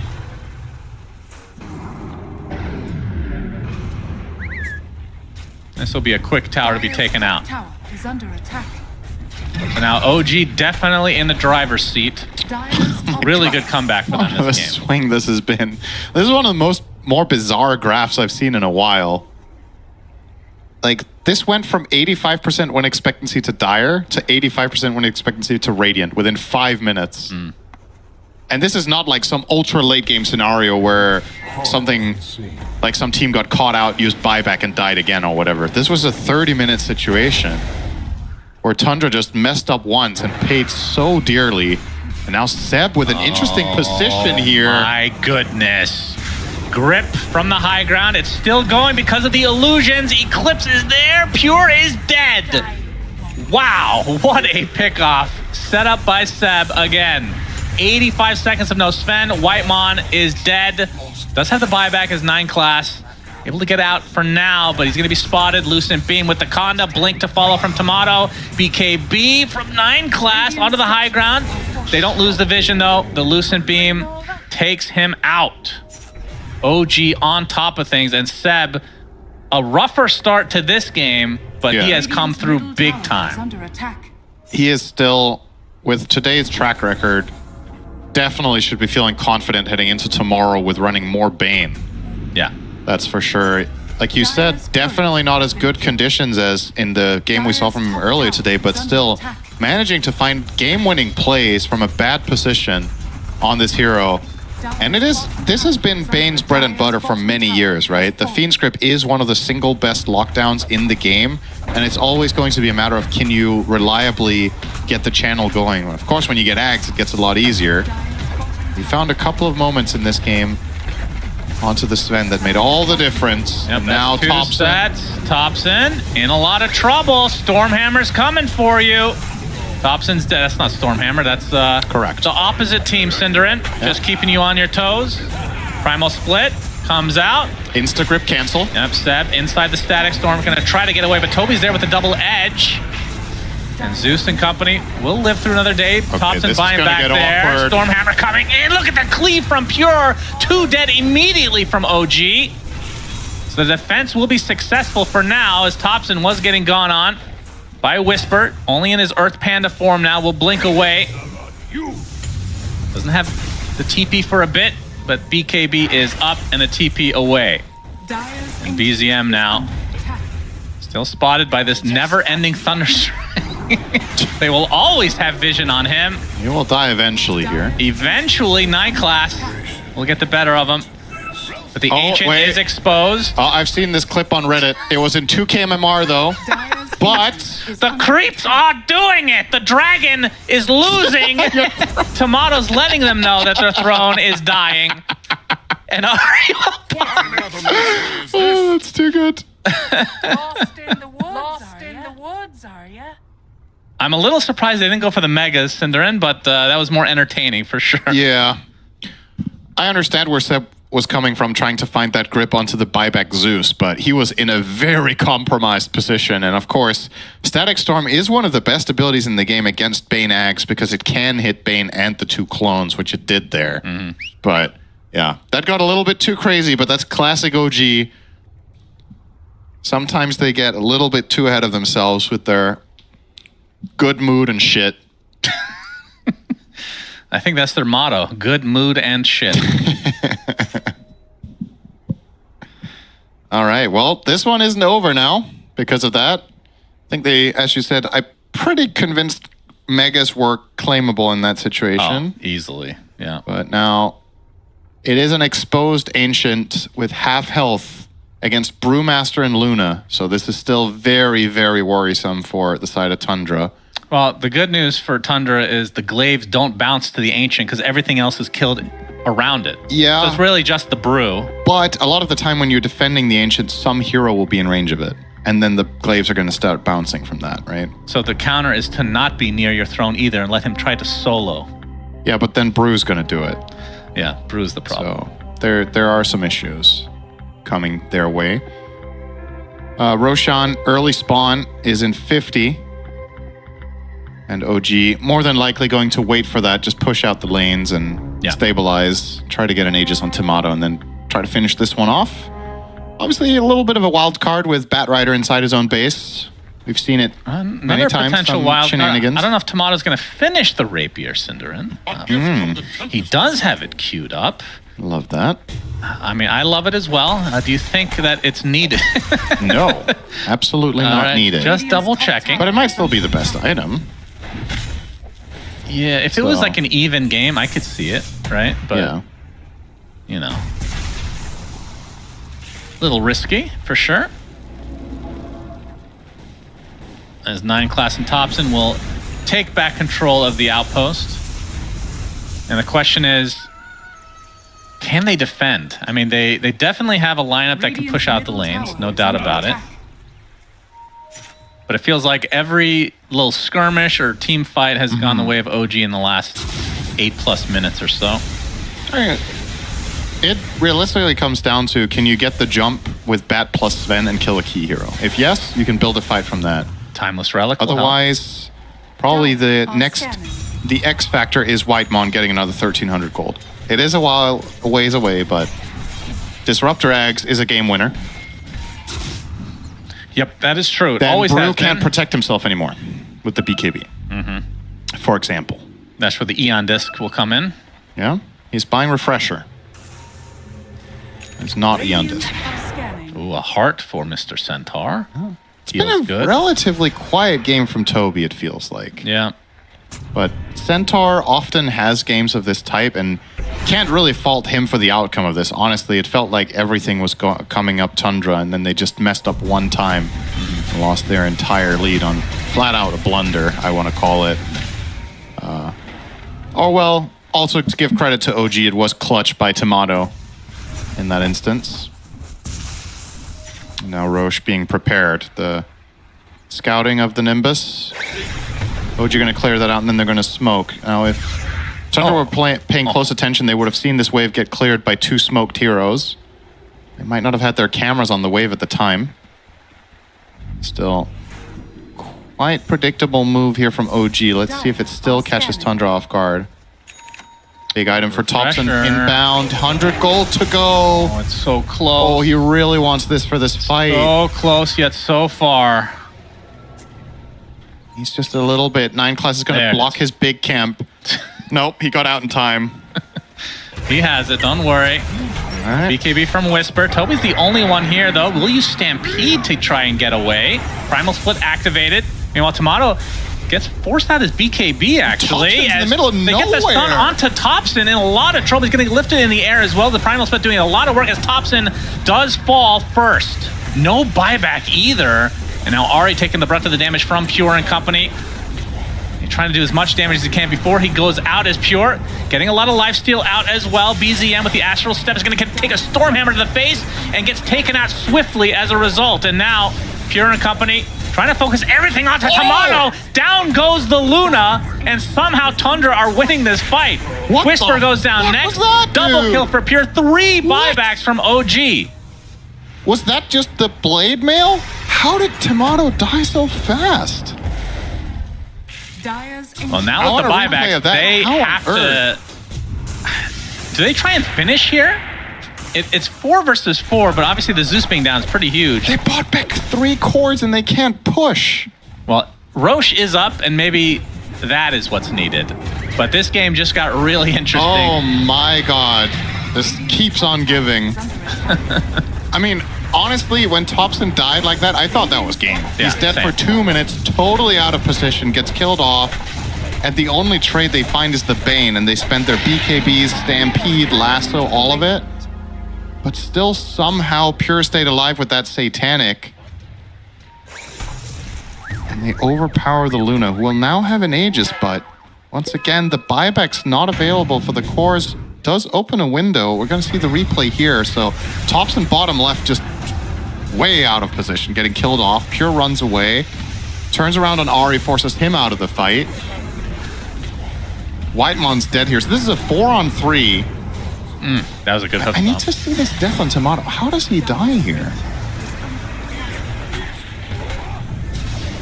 Blade mail, and then... Oh, I feel like he had like 5 glaives just bouncing between Toby and the Sven. Nasty stuff. All right. Well, Tundra back in it again. Yep, this is far from over now. Roller coaster continues. Did this net Disruptor and Ags by chance? No, 400 to go. Okay. Bane BKB. Okay. They can't cancel this with anything else than Lasso. Yeah. So that is a huge item for They Static. can't even do that, though. Unless they stun both illusions as well. Yeah, right? they could Static Storm the Illus and then grip the Bane. But then, okay. Yeah. You know, then you're... you used a lot. It's a pretty big ult to use. Yep.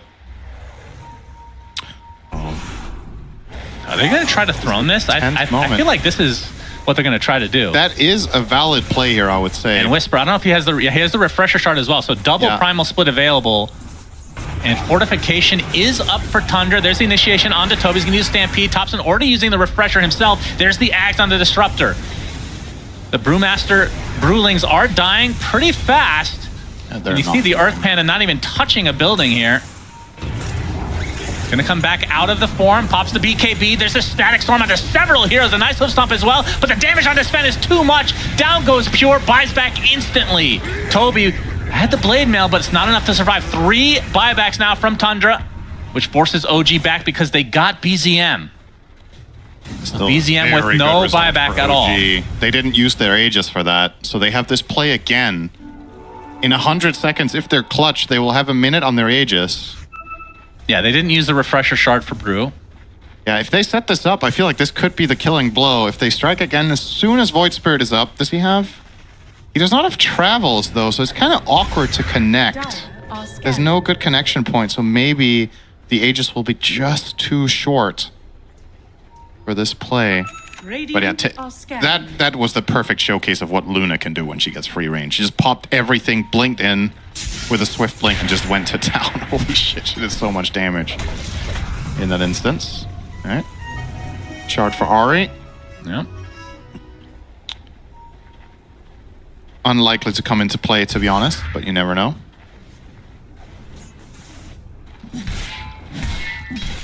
All right, so if you're Tundra, can you even allow OG to get in your base? Because I feel like that's going to be so hard to defend. You can. You didn't have to glyph there, which is very important. True. So I think so. And I do think what Tundra were doing there is the right approach. I think they need to offer up Toby as a way of getting vision and starting the fight. He has 5,000 health, 20 armor, and the magic resist of his Eternal Shroud. So he's not going to, generally not going to die in the first volley of spells. So I think that's... Well, the banner was used top, which is the one lane they don't have. Yep. And it actually does work against the Zeus illusions. He wasn't able to kill the whole wave. But forces tops into TP here himself.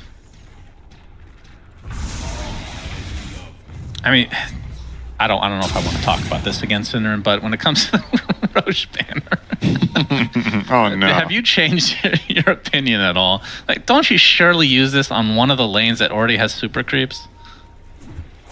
I think they should have saved it, or just save it for when you're ready to go high ground. Ugh, God.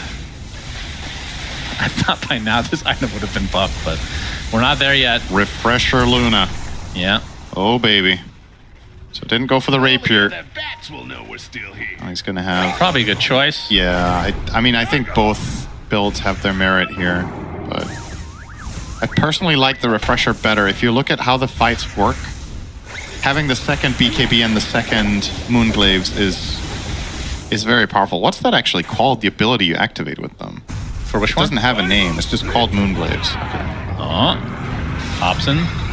Gonna have to use Stampede from Toby to get away there. Gonna get Yules'd up. Toby working on the Brewlings as now it seems OG want to go for the Mega Creep.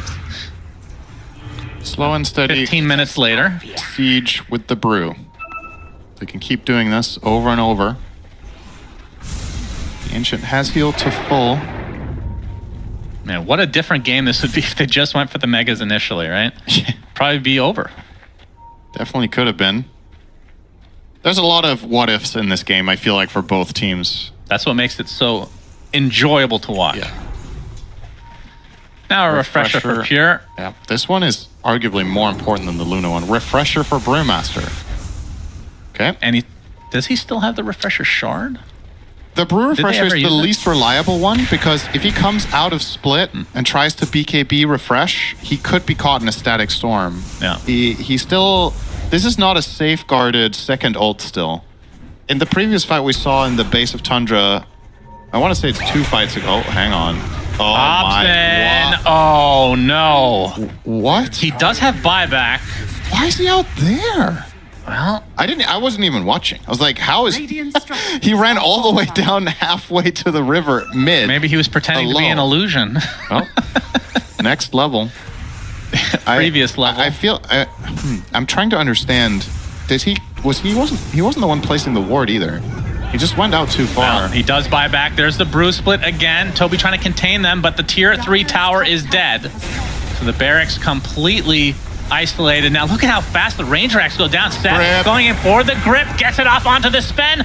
All of the right clicks onto him, but he's able to get off his ult and the BKB, getting back to full HP thanks to the Satanic, but now it's run out, trying to run away back to his base. Static Storm to give him some time. Whisper. They do get the Mega Creeps, and now trying to turn this around onto the Luna, but Tomato is living through this just barely, but no, finally will fall as 9 class of all heroes getting that kill, and now the Luna dies next. Now the hoof stomp onto the Brew. The 4th hero killed for OG, and not quite able to get the Mega Creeps, in fact, because the melee is still up. Oh, that glimpse almost sabotaged everything for Tundra. Oh my The moment Sven connected on the Luna, she got glimpsed away and was almost able to turn around. If Tomato survives there and gets a kill, that might just have been the end of it. But they hold on to dear life. 1 melee Rex left. And honestly, at this point, having 1 or 3 Rex doesn't really matter. Like, as long as they have something to prevent Megas and make their life easier, this is anyone's game. There's a damage rune top. I'm not sure if it was spotted. It's gonna despawn in 30 seconds. Pure's thinking about some high ground action here. But needs to... Yeah, they have good waves, too. This is actually a really scary situation for OG. They have 2 cores without buyback for a minute, and all 3 lanes are pushing in. And this is a Sven with God Strength in 10 seconds. He can go to work, but Tundra don't have the information here. They don't know what buybacks are on cooldown necessarily. They're playing this very safe. Yeah. Not even thinking about high ground in a 5v2. Yeah. Okay, finally. All right, now Toby, we're the going big in. pusher on Centaur. Yep. Oh, is Zeb is looking actually for him. Okay. Okay, well, not gonna find him, and now Pure's heading back. This is some precious time wasted, right? He this could have been at least a lane of Rex already if Sven was a part of it. Yeah, going for the Now wave. Going to connect. Try to delay as much as possible. Pure with the God Strength. Whitemon's going to TP They're not gonna find Seb to here. his He's triangle. Mid-Rax is Tundra's now. out. All right, Into the next top on the lane. menu. So buyback is available for Tomato, but obviously with just 10 seconds left, no need for it. Gonna back out. So only 1 lane for Tundra. And I mean, I'm sure they were keeping track of the timer on the buyback for Tomato, but it's a money-related one. Yeah. In this case. Roche is up. The waves for Tundra are really good right now, so this is an opportunity to, oh my god, to plan some Roche shenanigans, if you will. But obviously Sven, no ult, is probably gonna make them think twice about it for a while. And it does feel like this upcoming fight might decide everything. Wait, what's Disruptor's 25 tons? I don't think I've seen this hero level 25 in a long time. Static Storm Radius 200. Wow. Yeah. It's a good talent. The Glimpse one's good too. It lowers the cooldown to 6 seconds. Yeah, that's very annoying. His 25 talents are sick, but all right. This is the moment. The game is about to be decided. Who gets the jump? Who gets the vision? Only 4 buybacks in the game. 3 of which on Tundra. Now up to 6 buybacks. Okay. Quickly changes. 4 of which on 4 Tundra. on Tundra. So I would say advantage Tundra, unless things really, if shit really hits the fan here. Now, worth keeping in mind, OG's buybacks are gold related, all of them. So if the fight goes okay, they might get assist gold to buy back. That's true. Luna just needs to be part of 1 kill, and she will have buy. Rat spots Sad. Oh, that's down big. he goes. Does have buyback. That is still a very good start. It gives them so much confidence Whisper. Okay. get the waves under control again at the very least. He does have buy, as you said, but even if he buys... So here's the thing. With Seb dead, if they initiate the fight, the time it takes him to buy back TP and get in position... Top lane. Might just be enough to get another kill. Imagine they if have you to had go Banner back. here. Imagine the possibility. Oh yeah, that would have been wild. So... I mean, is it worth giving up? Brew, going for the Megas. He's gonna go for it. Primal split. Buyback from Bane immediately, trying to hold everybody in the pit area. Roche is already low. Tomato looks like he's gonna be able to claim all of the goodies inside of him, like a big juicy pinata. Static Storm, the Gaven Static Storm, in fact, being used as Tomato kind of left to his own devices. Will pop the refresher. He's very low on HP. He falls. Death number 1 for him. He picked up the Aegis previously. It's a nightmare onto Pure. He's going to get silenced now. Tomato going to pop the BKB. Pure popped his refresher, and he's going to be able to kill off the Void Spirit as the Ancient is still exposed. Megas are on the side of OG. Double buyback now from OG. It looks like everybody's going to get out of dodge now. As Whitemon, well, he'll have to go through the grave. He has buy. Does have buy. Buys the Yules as well, so plenty of money to go around, apparently. OG still need to be careful here, despite getting Megas and killing Roche, because they lost Aegis. There is no fortification for Tundra, though. That is huge. They used it to try to counteract the Mega Creeps. Does Sven have God Strength again? He does. He used Refresher, but not the God Strength, so he has it again. And Whitemon with the buyback, anticipating that this game-deciding fight will come now. OG might just back off. Maybe they'll look for trouble themselves. These waves are going to start becoming a big issue now with the Megas.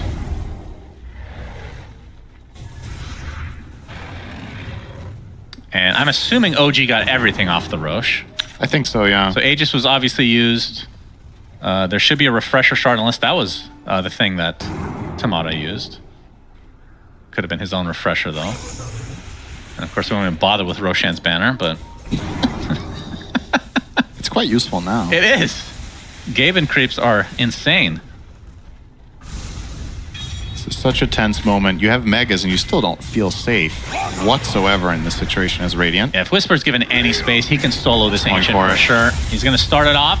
Remember, no fortification at all. The base, but they're back already. Yep, Static Storm used. That's a lot of damage being applied to Luna. Dead is Tomato. He buys back his Ahri, focusing everything on the Ancient itself. But Whisper's the one doing the most of the damage. He's going to get cleaned up. But back to his brute form. There's the refresher coming out again. Does he have enough? No, he's going to get bolted in the face. And now it's just the Earth Panda surviving. So not able to get anything out of this second Primal Split. Now he's in his regular form. They won't chase any further, it looks like. Oh, they couldn't glimpse. Tundra. Very, very tense now as a Daedalus for Pure. How does he even have inventory space at this point? Get rid of boots? I guess so. And the Ancient, about at 30% HP. Bane! All right, that's normal. See that every day. Oh, yes, a classic. You know, it's all that shard, Cinder, and able to farm on Bane. That's what happened. I mean, he does have 227 CS. So. Okay. That is the highest CS I've seen on a Bane. That was going to be a 58-minute Crimson Guard. Yeah. Which it is a very good item against Brewmaster pushing your throne. Well, that was from Marcy, I thought. Wait, was it? I think so. Was it not? What? Why would Marcy buy a Crimson now? Maybe I didn't see it correctly. Maybe you're right. I don't know. Just assume I'm wrong and usually right. Yep. Whisper will get spotted by the Thunder God's Wrath if they paid attention to that. I don't think they saw Primal Split up in 10 seconds. Grip, though, finds its way onto Toby. He will fall. Buyback remains. Whitemon. Oh, Whisper. Juking in the shadows. Whisper, level 29. They know he wants to go here. Of course. The constant threat of the Brewmaster backdooring you. They're trying to find him with a courier, I think. Okay, that's one way. Yeah, Disruptor. Scout him out, won't find him. I mean, the Thunder Strikes are pretty, the shard, I should say, where you can place on the ground actually being used. We don't see that as often. Refresher on Void Spirit. Little minefields for him. And the Axe Synth on the way for Tomato, close to having it. Okay. Could be a difference maker. Throwing that on the Brew when he goes in. Throwing it on a Void Spirit when he goes in. Tops and Conda. How long has he had that? I've lost track. I think the last item he picked up was the Wind Waker. Okay. Really? He went Conda before Wind Waker. Interesting. So. Maybe I'm wrong. Okay, Brew has buy. So does Sven and Centaur, actually. And we are 30 seconds from tier 5, Cinder. I was going to... I kid you not. I was sitting here thinking the next thing I was going to say, I want to commend you for not mentioning the tier 5 neutrals. I wanted to make sure we would get there first. Yeah. Time to stack the Ancients. Tomato definitely not playing this correctly. I'm going to call him out right now. You got to stack the Ancients for the tier 5s. And look at this. It's all empty. Seth might even block the camps, for God's sake. Come on There's no way. He would never. Radiant all right, well, the good news for OG is they should be able to starve out Tundra a good amount to prevent them from getting all of their tier 5s, but you can see them venturing out. Whisper's actually spotted. Lasso on top of the Static Storm. He's dead. Does have his buyback, of course, but this will provide a lot of space for Tundra to be able to get their tier 5s themselves. Yeah, exactly. This will open the window for that. You can see Thompson is already at work. They have stacked Ancients. Yeah, BZM has a tier 5 token, hasn't chosen what he wants, so it must not be a good selection. What do you get on Zeus? I guess Seer Stone, I would think. Yeah, Whisper not too happy with that death. He went Giant's Ring. He is a god, but now he's a goderer. Okay. He's a very big Zeus. Oh. I mean, Seer Stone... I mean, obviously we don't know what his choices were. BZM. It's BZM spotted. Okay. Was that? No, able to get... He can BKB TP. Stun on BZM. It's have to use his BKB. Do they have Bash? Aether Remnant not going to connect anybody. Has to use a Refresher and the Astral to the other side, but they have so much days.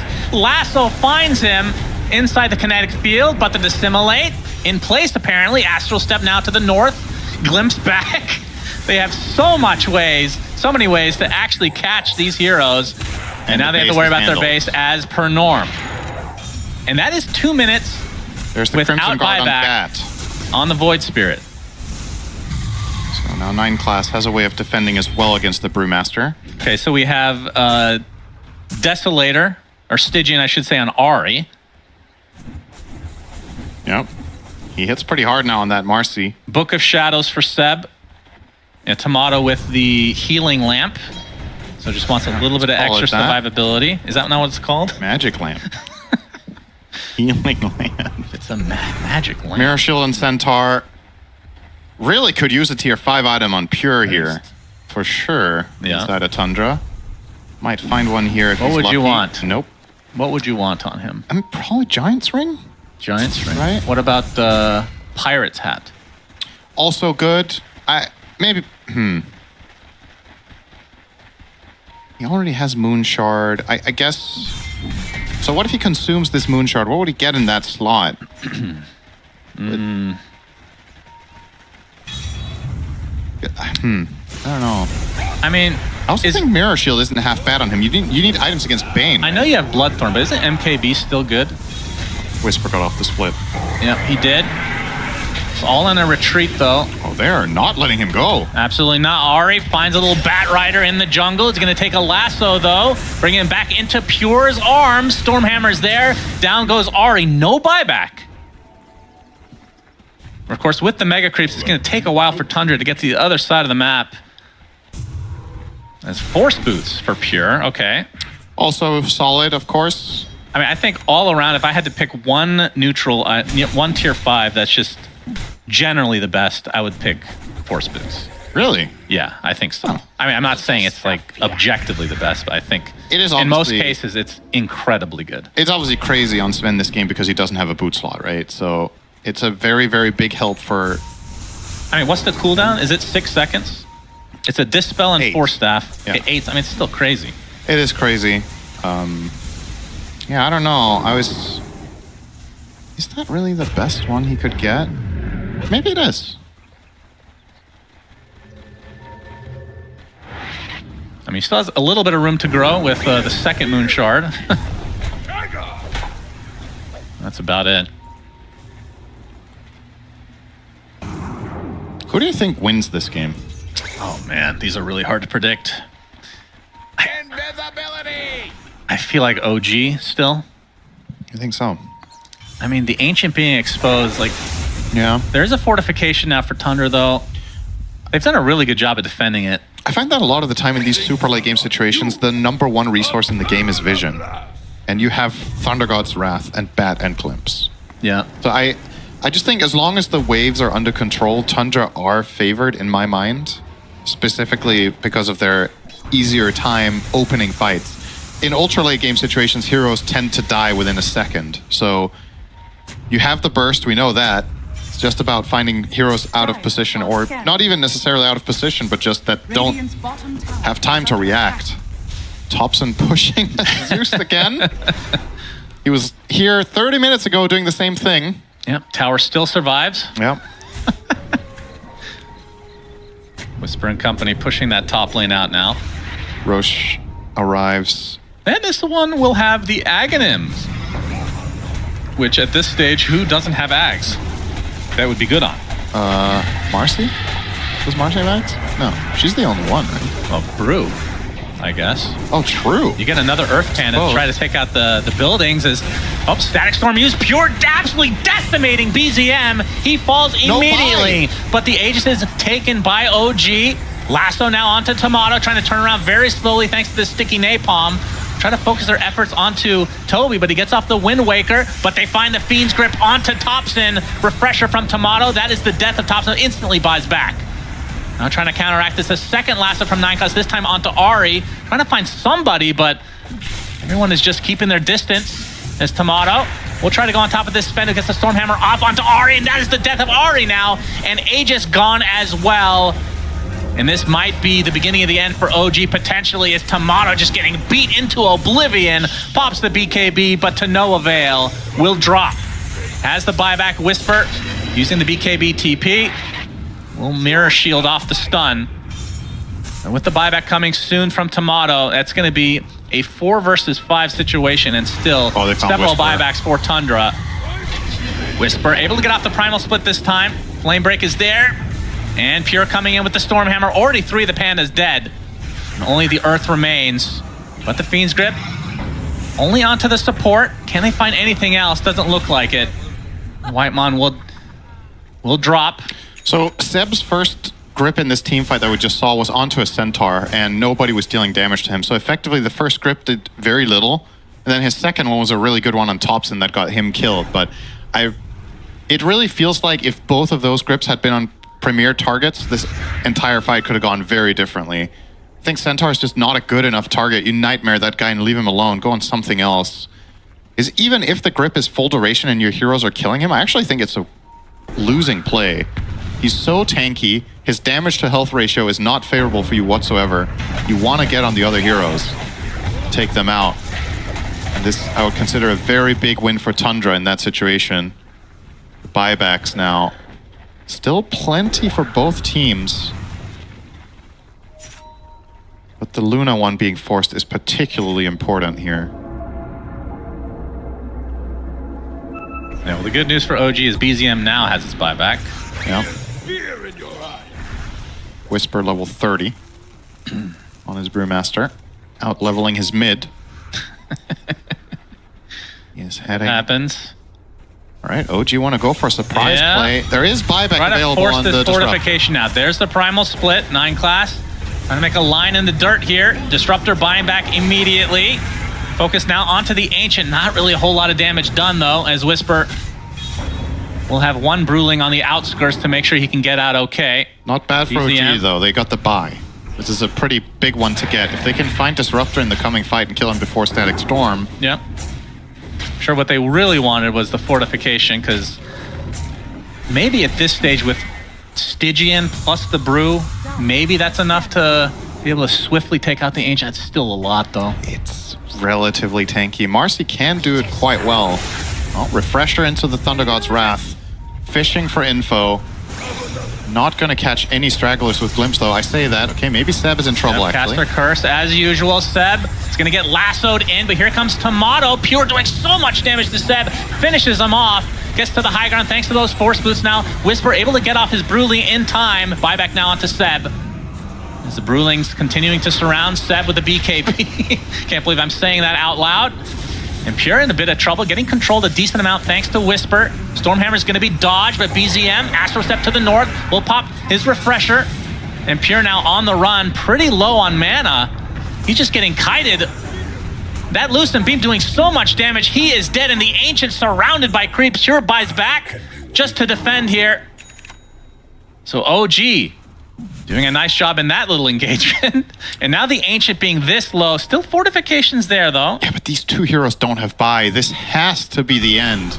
If OG just realized they can go for it, pop their stuff and finish. But this is so chaotic that I don't know if they know this. The Thompson one should be a confirmed dieback, right? It's been Divine on Pure. 4 minutes. There's 6 minutes on the Disruptor. They have to know. His courier just got killed with the Divine. Oh, that happens. Okay. That means Ari has a Divine Rapier. All right. Oh, that's nice. Yeah, it's a nice little 6,000. Oh, he hits for 1,040 now. All right, I think the Ancient can be killed off easily, aside from this fortification. This is taking OG quite long. 40 seconds? Yeah, they're doing the math with the Divine. It's like, okay, with the Divine Rapier, maybe that's enough damage. Silence on the BZM is going to force out his BKB. Astro Step to follow. Ancient at half HP. 9 class has to use his BKB now as Pure with the God Stream. He gets lifted into the air. Lasso onto BZM into the fountain. He's able to get to the other side. Fortifications finally pop, but now the Eclipse comes out. They can likely just focus down the Ancient now. And OG, in exciting fashion, will take game number 2. We'll just blame it on Pure dropping that Divine Rapier on the Courier. Oh man, what a game. Yeah, what a great game. That was just flat out batshit crazy for so long. These are the kind of games that we really want to get a lot more of, but haven't seen too many of as of late. In this tournament, a lot of the games have been one-sided, but this one was absolutely crazy.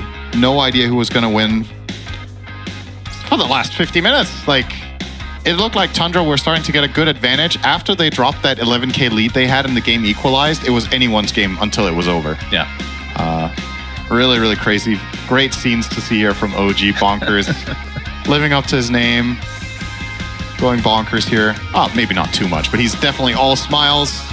And then one fight seems to have kind of catapulted OG back into a winning position.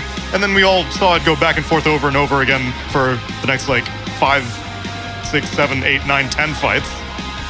But how did Tundra lose the grip at the beginning, though, is still what I'm trying to decipher. We saw, I think it was the first clip, right? Yeah. First clip that we had. Seb feeding grip here, maybe thinking he's a bit stronger than he was, and just gets gripped inside the Luna, and quick disaster, actually. I guess, yeah, he just thought he could bring him down. Because what, they had like 11k lead. I think Sin said it went down to like a 3k or 2k, and then, yeah, continuous fight wins for OG over the next 8 minutes. But Jesus, this game was chaos in utmost form. What, we had 2 kills a minute for 60 minutes. I feel like I watched 3 Dota games. I'm trying to backpedal in my mind to the situation you're talking about, but mostly at that point when Tundra had their lead before OG got that kill on Sven from the Fiend's grip, it was a matter of which team was engaging on which, because if the fights were taken far out by OG, that actually wasn't good for them because they were kind of anchored to a place where they couldn't disengage the way Sven was supermanning in and out on creeps, stunning to disengage himself, whereas any hero that would try to leave would get glimpsed back because there was just no means to catch the disruptor early on. So all it took was one chase by Tundra for the tides to turn.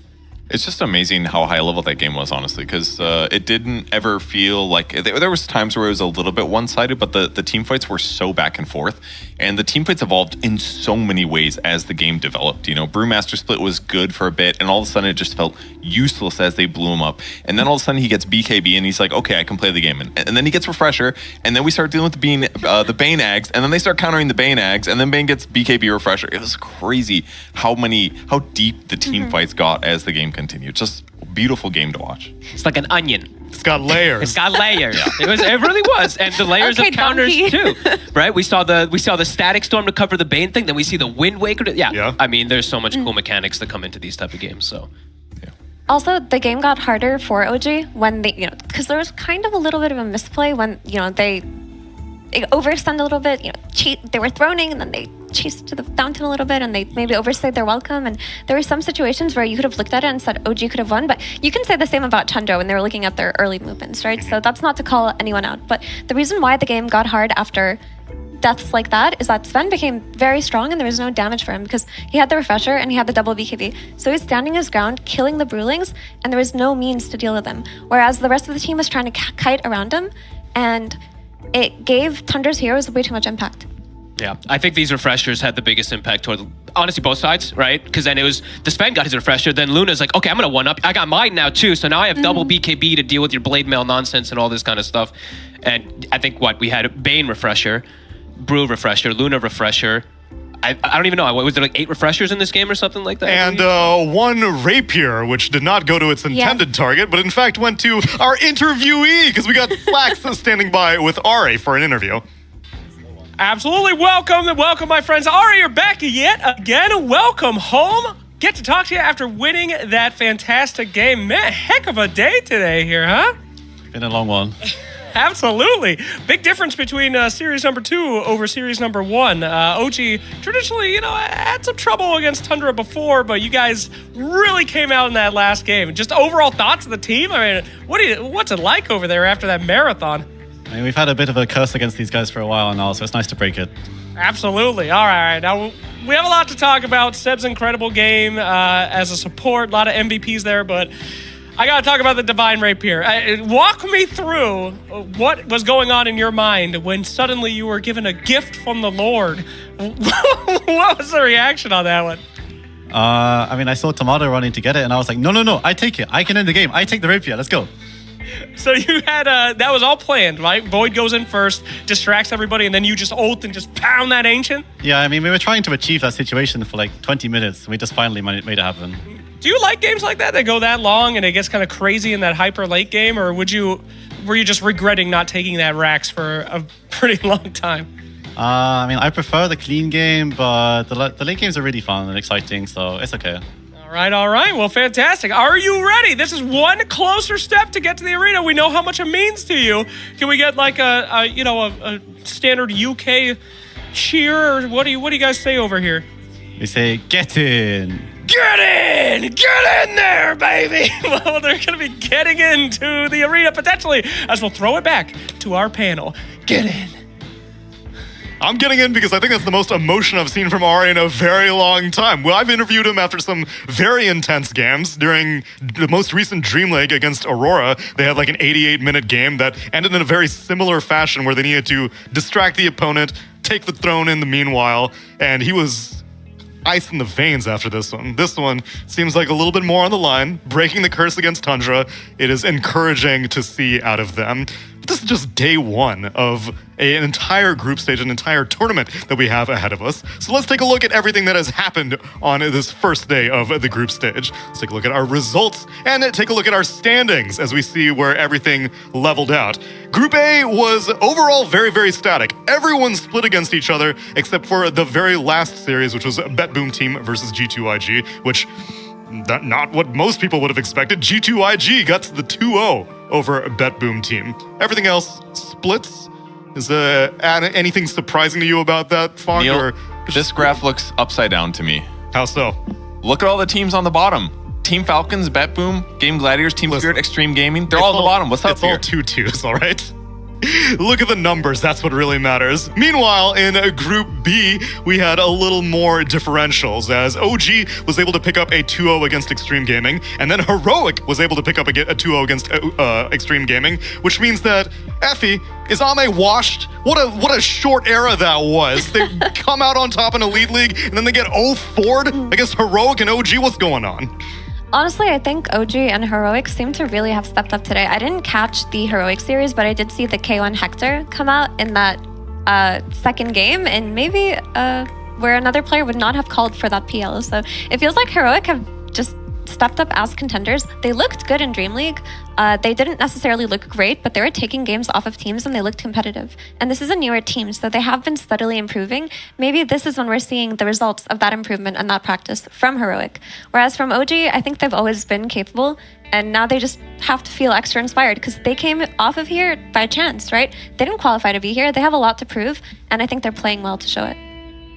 Yeah, and it was almost even a 4-0 for Heroic today, because they got their 1-1 split against Spirit. It could have very well been a 2-0 for that. Yeah, I was trying to glance at while we were casting, because I think it was like ongoing during the one I was casting, but either way, I was like tuning in. I'm like, wait, Heroic's up and they're winning the next game too. What the hell is going on? But clearly you can't really write anybody off in this tournament right now. I think most of us looked, at least me, when I looked at the teams that were here, I was like, this looks like one of the most stacked tournaments we've had in a while. Yeah. Just in terms of everybody, not like who's the weakest and then who's the strongest. There's not that big of a variance, I would say, at least for me.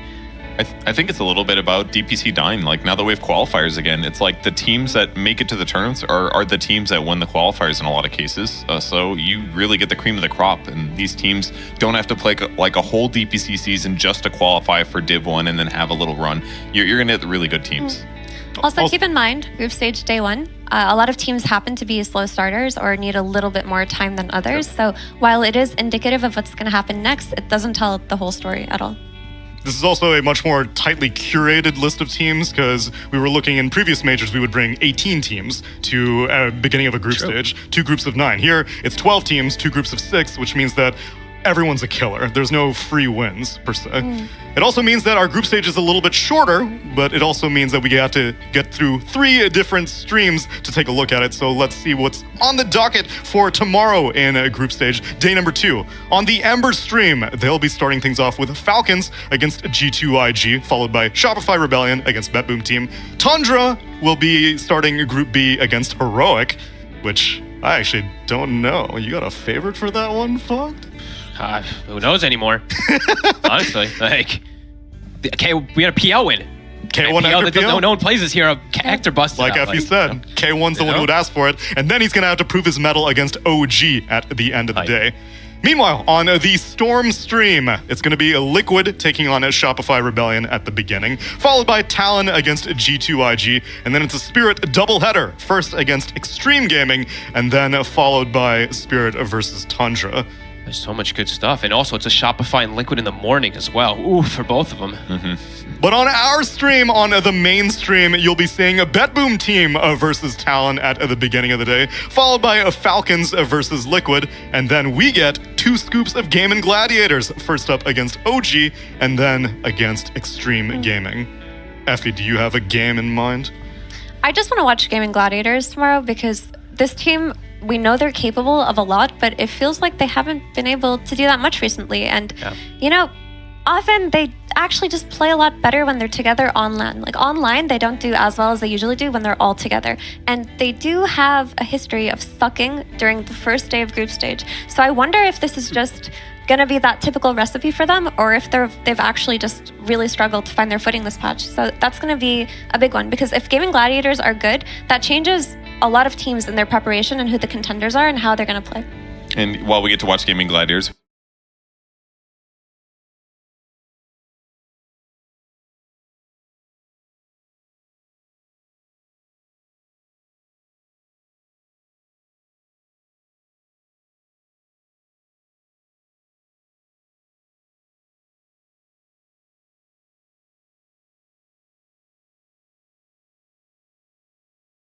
Urban company AC servicing they local servicing के मुकाबले ज्यादा electricity savings book now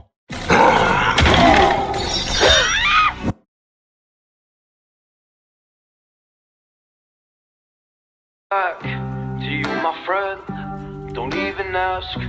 Don't play pretend. You know you left me lonely. I could tell them the whole story. It may take a couple hours. I've got time. Let's get the chat. How could I explain the situation? Man, it's so damn complicated. Where do I start? Where do I end? I should go back to bed. I'm going back to all the basics. Teaching myself now how to erase it. It's like learning a whole new language, and I'm afraid, too scared to face it. I just want consistent clarity, but all my thoughts destroying me. Some peace of mind is all I need. Give peace to all of my family. I can't go back to you, my friend. Don't even ask. Don't play pretend. Don't play pretend. But I gotta live.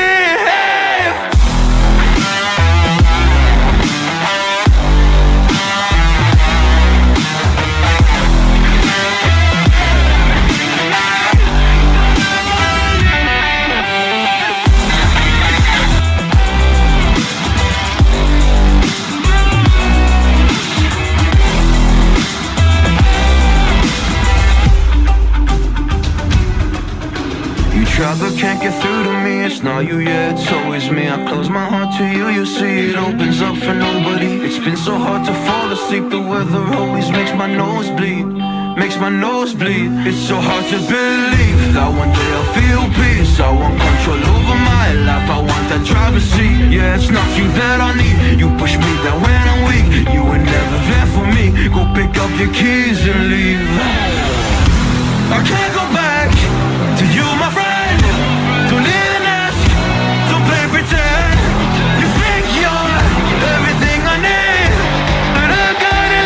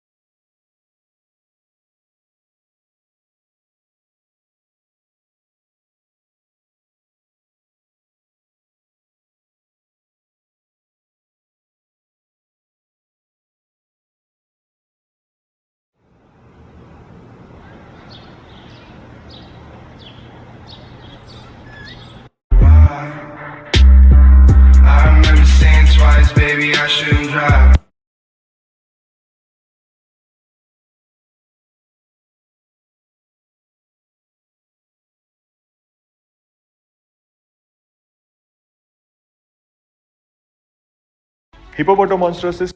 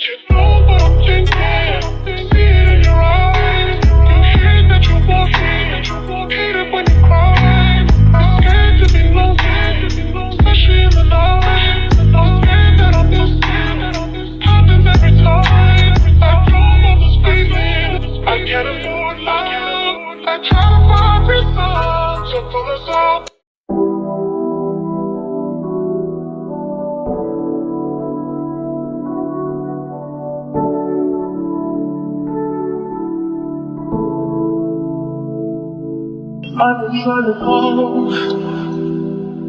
I've been on my own for long enough. Maybe you can show me how to love. Maybe I'm going through a drought.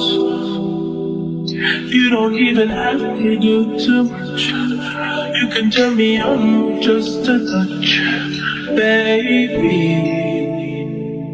I'm a house, city's cold and empty. No one's around to judge me. I can see clearly when you're gone on myself.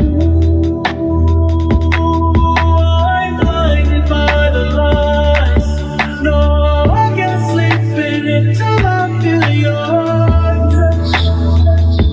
I said I'm drowning in the night. Oh, I don't like this.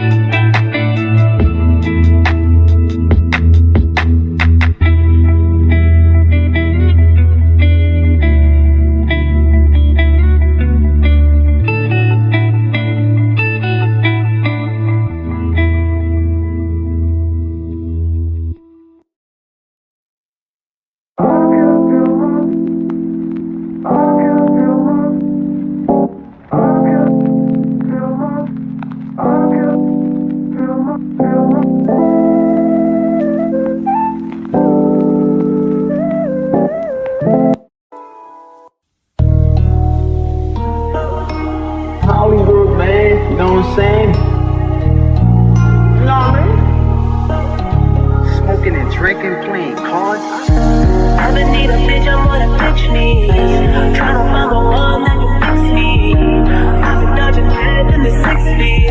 Better lean, got my stomach feeling sickly. Yeah, flavors. I want it all now. I've been running through the pussy, need a dog now. 100 bottles getting faded in the compound. Tryna love me, but they never did a palm down. Cause I'm heartless, and I'm not trying to be heartless. All this money and this pain got me heartless. More life, I'm heartless. Said I'm heartless, tryna be a better man, but I'm heartless. Never been a better man, but I'm heartless. More life, I'm heartless. Said I'm heartless, so the pussy be falling out the pocket. Bitch, you women turn this hoe into a mosh pit. That's the pill, got me flying like a cockpit. I was definitely sure the way I don't watch it. Call me up, turn that pussy to a faucet. This is back to the drug and a rocket. Sticks drunk, but he never misses target. So these real niggas ain't rich, women. How many times I was sold, never sold out. Selling dreams for these girls, but they gone now. 7 years I've been swimming with the shark now. Cause I'm heartless, and I'm not trying to be heartless. All this money and this pain got me heartless. More life, I'm heartless. Said I'm heartless, tryna be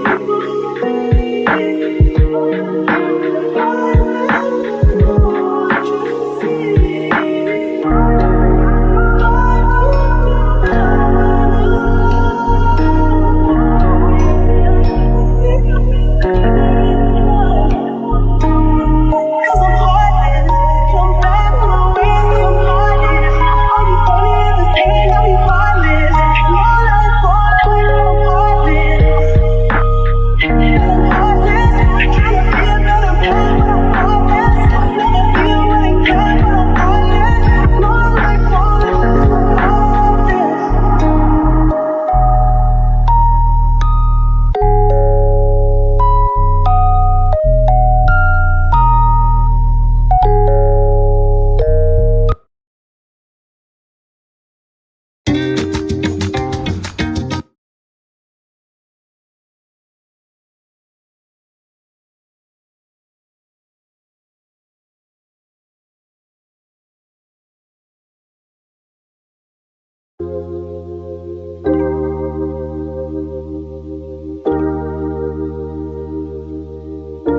Hello, Kyle. Wise one.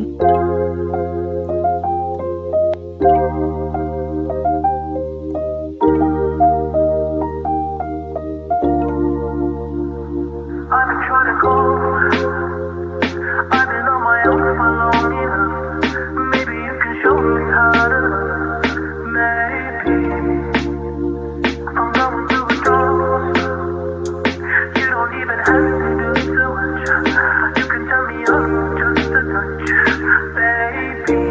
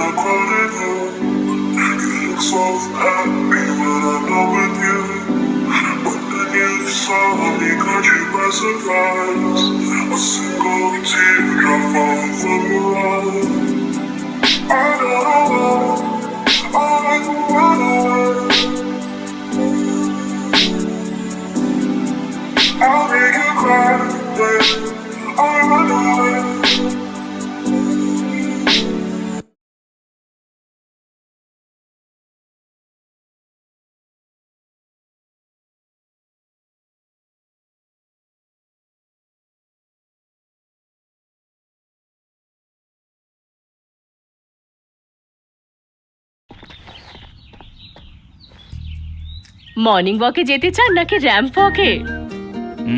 Morning walk. Protein x নিন, কাল্টের সমস্ত মার্চেন্ডাইজে 500 টাকার discount পান। মানে স্ট্রেংথও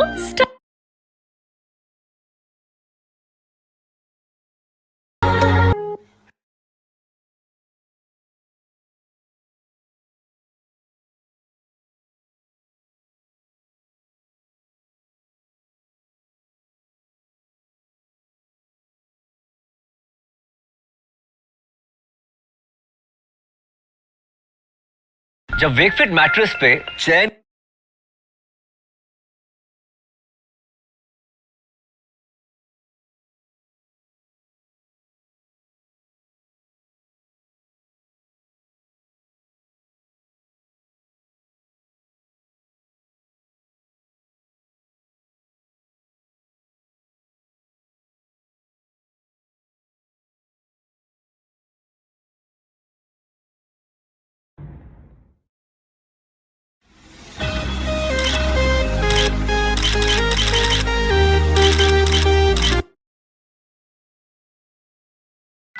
Amazon के भरोसे